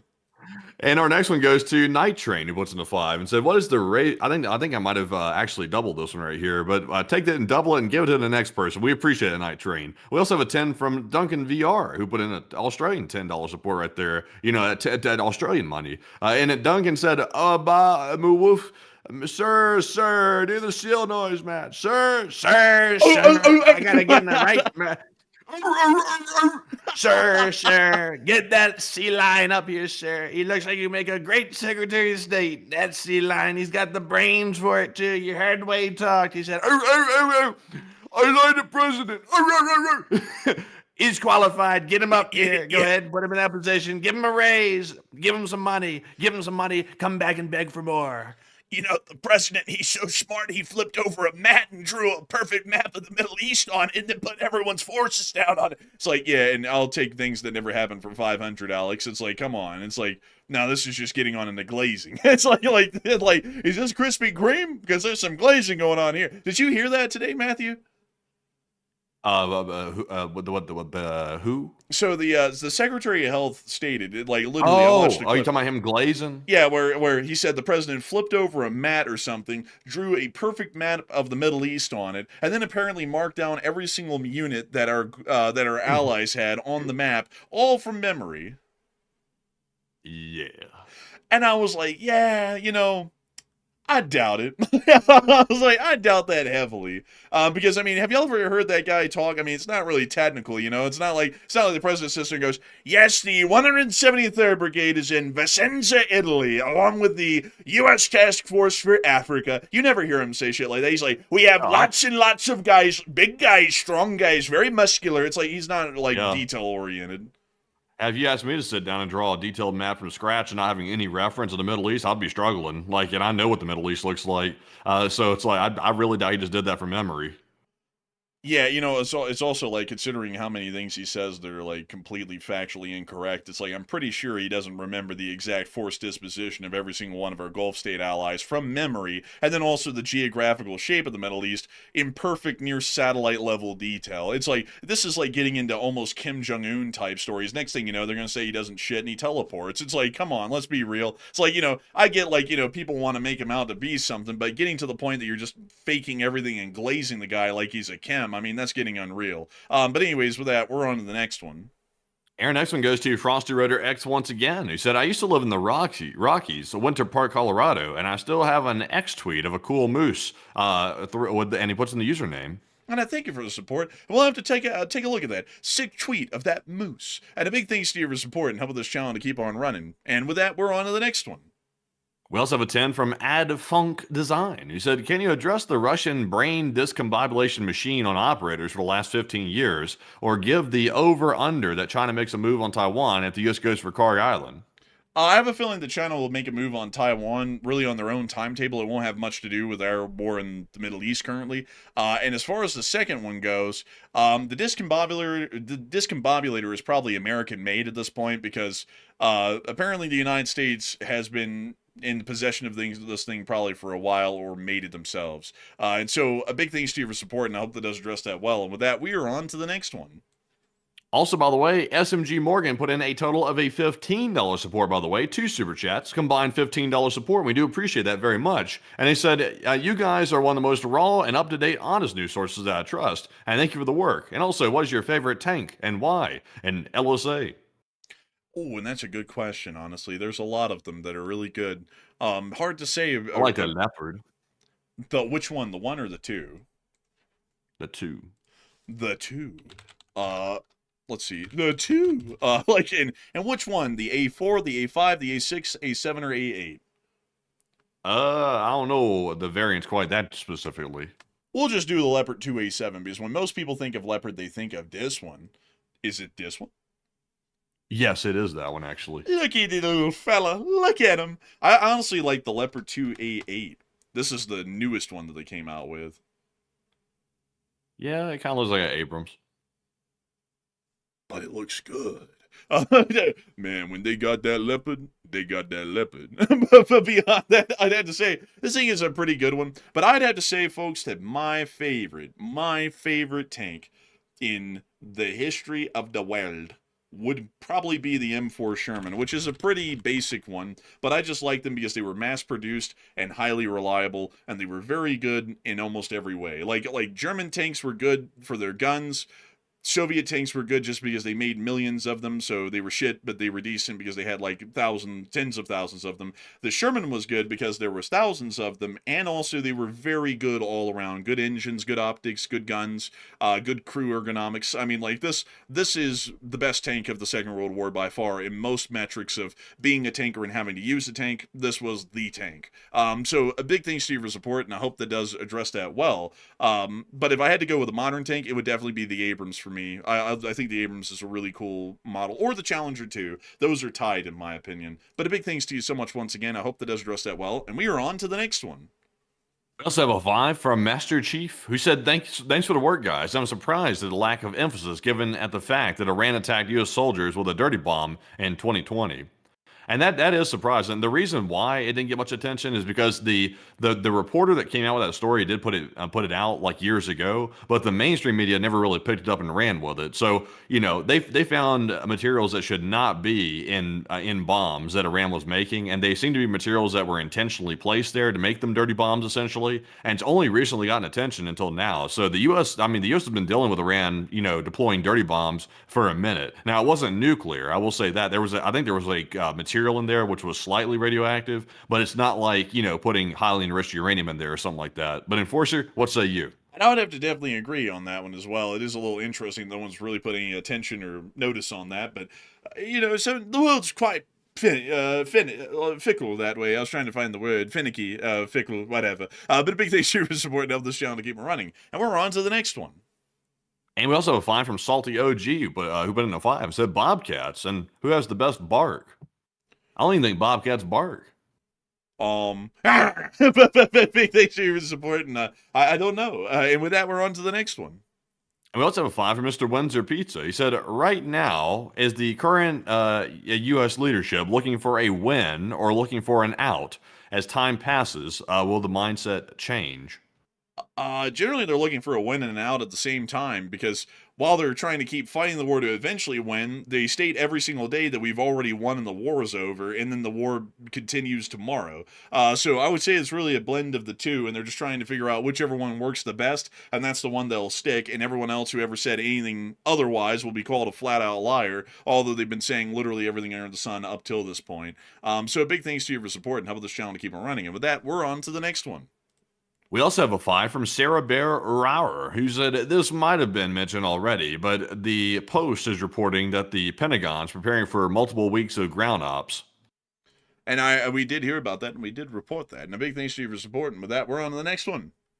We also have a 3 from Winston Smith. He said, best community right here in LSA. Hey, and thank you so much for the support. And thank you for the kind words to the LSA. And with that, we're on to the next one. We also have a 2 from Dagobah, who put in 2 super chats and said, why won't Iran let their people get rich like Saudi? And can we put tariffs toward high-speed rail routes? Generally, the reason why is because Iran is heavily sanctioned by us because of the Islamic regime, and that really limits them. And secondly, the tariff money actually has to be refunded to the people who, that was generally charged to. So we can't really use tariff money to build high-speed rail. That should just be done through more congressional appropriations of funds. But to be entirely honest with you, I think that could actually be done somewhat at the state level.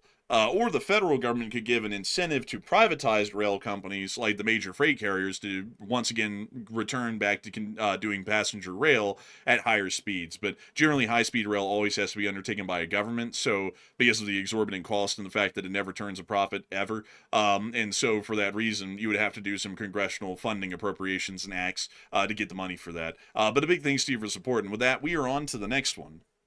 We also have a 50 from Damian McClay, and thank you, Damian, for that 50. He said, Enforcer and Enforcer Matt, LSA forever, and all the best, lads, and happy Sunday from Ireland. Hey! And also, shout out to Ireland, by the way, all the way over there in Ireland right there. Look at them, right off the Isle of Man, where they hold the TT. You got to say, that's a nice thing they hold right there in the middle of that little water body right there. That's a damn good thing. But thank you very much, Damian, for that support. And Enforcer, what say you? And a big shout out to all the wonderful folks over in Ireland. And a big thanks to you for the support, Damian McClay. And thank you so much for giving us all the best. And we love to know that we have people watching from the Republic of Ireland. Really cool place. And a humongous thanks to you so much once again for the support. And with that, we are on to the next one.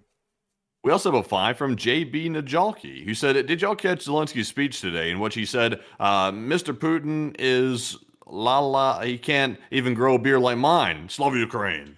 I didn't catch it because I didn't see that he made a speech today, but a big thanks to your support, and we're on to the next one. We also have a 2 from Plazath, and thank you very much, Plazath, for that $2 support, and we do appreciate that very, very much. We also have a 2 from Dagobah once again. He said that the Persian coast needs a few more free states, LSA. Maybe so. And a big thanks to your support and helping this channel to keep it running. And also, I saw someone say, there is profitable private high-speed rail in Florida. I tell you, this is going to be a hot take. We rode the Bright Line, and neither one of us were a fan of it. I actually like the UTA's Frontrunner more for quality than the Bright Line, actually. And also technically, it's not high speed, it's higher speed, because it only gets up to speeds of 125 miles per hour. And for it to be high speed, I think it has to get in excess of speeds of 150 miles an hour. So it doesn't actually meet, it meets the criteria for higher speed rail, but not high speed rail. And also, I'd have to say they treat it like an airline, and that kind of defeats the whole purpose of it being a train. And that was the most annoying thing about it. I was like, this is just so goofy. It's like basically riding on an aircraft, but it's a train. It's like, it made no sense to me. It made no sense to Matthew as well. We were like, this is pretty lame. But a big thanks to you once again for bringing that up. And with that, we're on to the next one. Also have a 2 from Slinger, who said, could oil, etc., go through the Saudi Red Sea ports instead?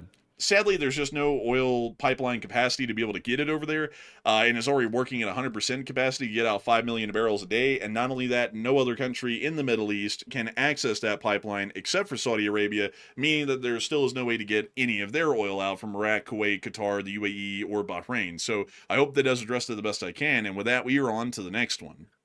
We also have a 2 from PSC Lumi, who said, you guys made me laugh out loud at work. LOL and LSA. And thank you so much for the support, and we're happy to hear that. We always like to get people some laughs here and there. And with that, we're on to the next one. We also have a 2 from Parbaked, who said, Chili Bowl. Chili bow. But thanks to you so much once again, and we're on to the next one. We also have a 2 from Andrew Honeycutt, who said the prevalence of gambling is disturbing on gang. I will say it is disturbing, like in all seriousness, that these days you can pretty much bet and gamble on anything. Like, and also the topics that are being gambled on are kind of atrocious, actually. Like, these days there's like bets for like, how soon is the U.S. going to invade such and such, and how many, like, I'm not sure if they've gotten this deep with it yet, but it's like, how many people are going to be deceased? It's like, geez, man, it's like, well, what are we betting on here? It's like, I'm not sure if we should be betting on stuff like that. It seems a little bit wrong. But Enforcer, what say you? I'd have to agree, Andrew Honeycutt. And also, I'm not really one for gambling, to be entirely honest. I've just seen too many horror stories of people who've gambled away everything. And it's like, it's like, I'm not really one for it. And I'm always one for honest hard work to make a buck. Like the gambling thing always revolves around you might hit it big and get rich quick, and I'm just not really one for the get rich quick stuff. But a big thanks to you for support to help this channel to keep it running. And with that, we're on to the next one. We also have a $20 support once again from Chef Danny B. And thank you very much, Chef Danny, for the 5th super chat of the night. Very generous of you, by the way. He said, Chef Danny again, and one more super chat. Busy day tomorrow. I'm going to look at a food trailer with my investors and also taking my kids to the Denver Aquarium and doing the responsible dad and LTLSA. And thanks, gents. Oh, wow. The Denver Aquarium is actually really cool looking. There's an aquarium here in Salt Lake that we've never gone to. Oh, look, they have a tiger. I don't think that's a fish. Yeah, it's a land fish. Yeah, like my first thought on that was I don't think that's a fish, man, like at all. But beyond that, though, I hope y'all have fun out there, and hopefully the catering business goes well. And also, I got to say on top of that, this looks like a really cool aquarium, and I honestly want to go back to an aquarium someday. We've only ever been to one, and it was the Atlanta, Georgia aquarium, or the Georgia aquarium, as I think it was. Yeah, it's this one. We went to this one, and we've never been to one ever since. And I would like to go and see another aquarium someday. And we have one here in Salt Lake. And so a big thanks to you for support, and I hope you have a fun time with your kids tomorrow. And I hope that the food truck investigating and researching goes well. And a big thanks to you so much once again. And with that, we are on to the next one. We also have a $1 support from Jenna once again. And thank you very much, Jenna, for that $1 support. And we do appreciate that very, very much. And with that, folks, it is now time to jump into our live chat questions and our Morse code decoders of the night.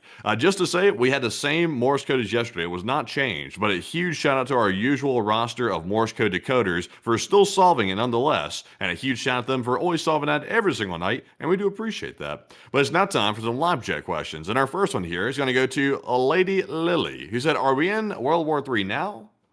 I would say there definitely could be an argument for it. It kind of depends on how things go in the future, and if things continue to escalate and it turns into a two-front war, well, not a two-front war, but a two-sided war on multiple fronts globally, then it'll definitely be a world war. So I could say that we're certainly kind of in the groundwork to see that happen right now. So big thanks to you for a great question. With that, we're on to the second to last question of the night.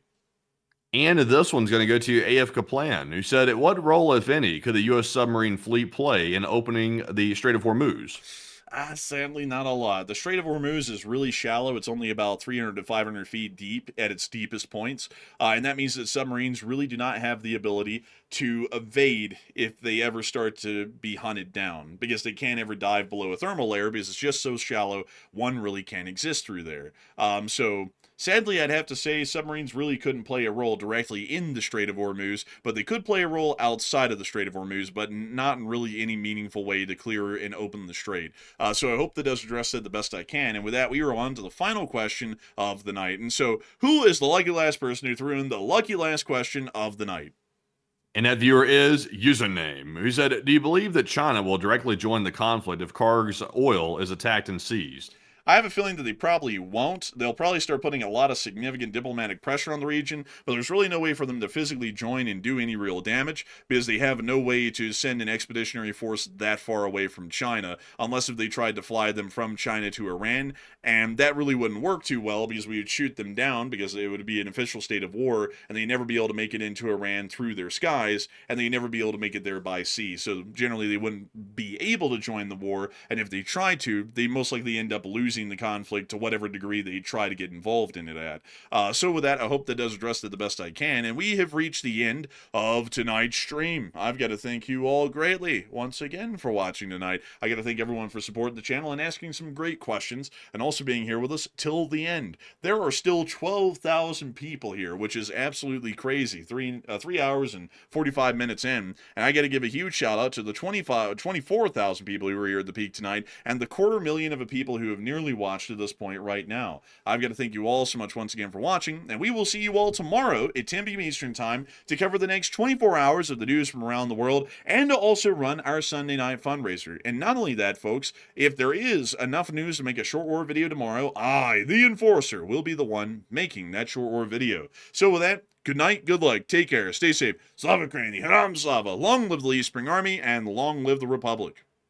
And with that, folks, we appreciate you all for joining us once again tonight. I think we had over 220,000 people here by the end of the stream, and we appreciate every single one of you for choosing us as your news source. And we will see you all tomorrow on the next Nightly War News stream at 10 p.m. Eastern, and also on a short war video midday if there is enough news to cover. And until then, we'll see you all on the next one. But, of course, Slava Ukraine, Hiram Slava, get some rest, and good night.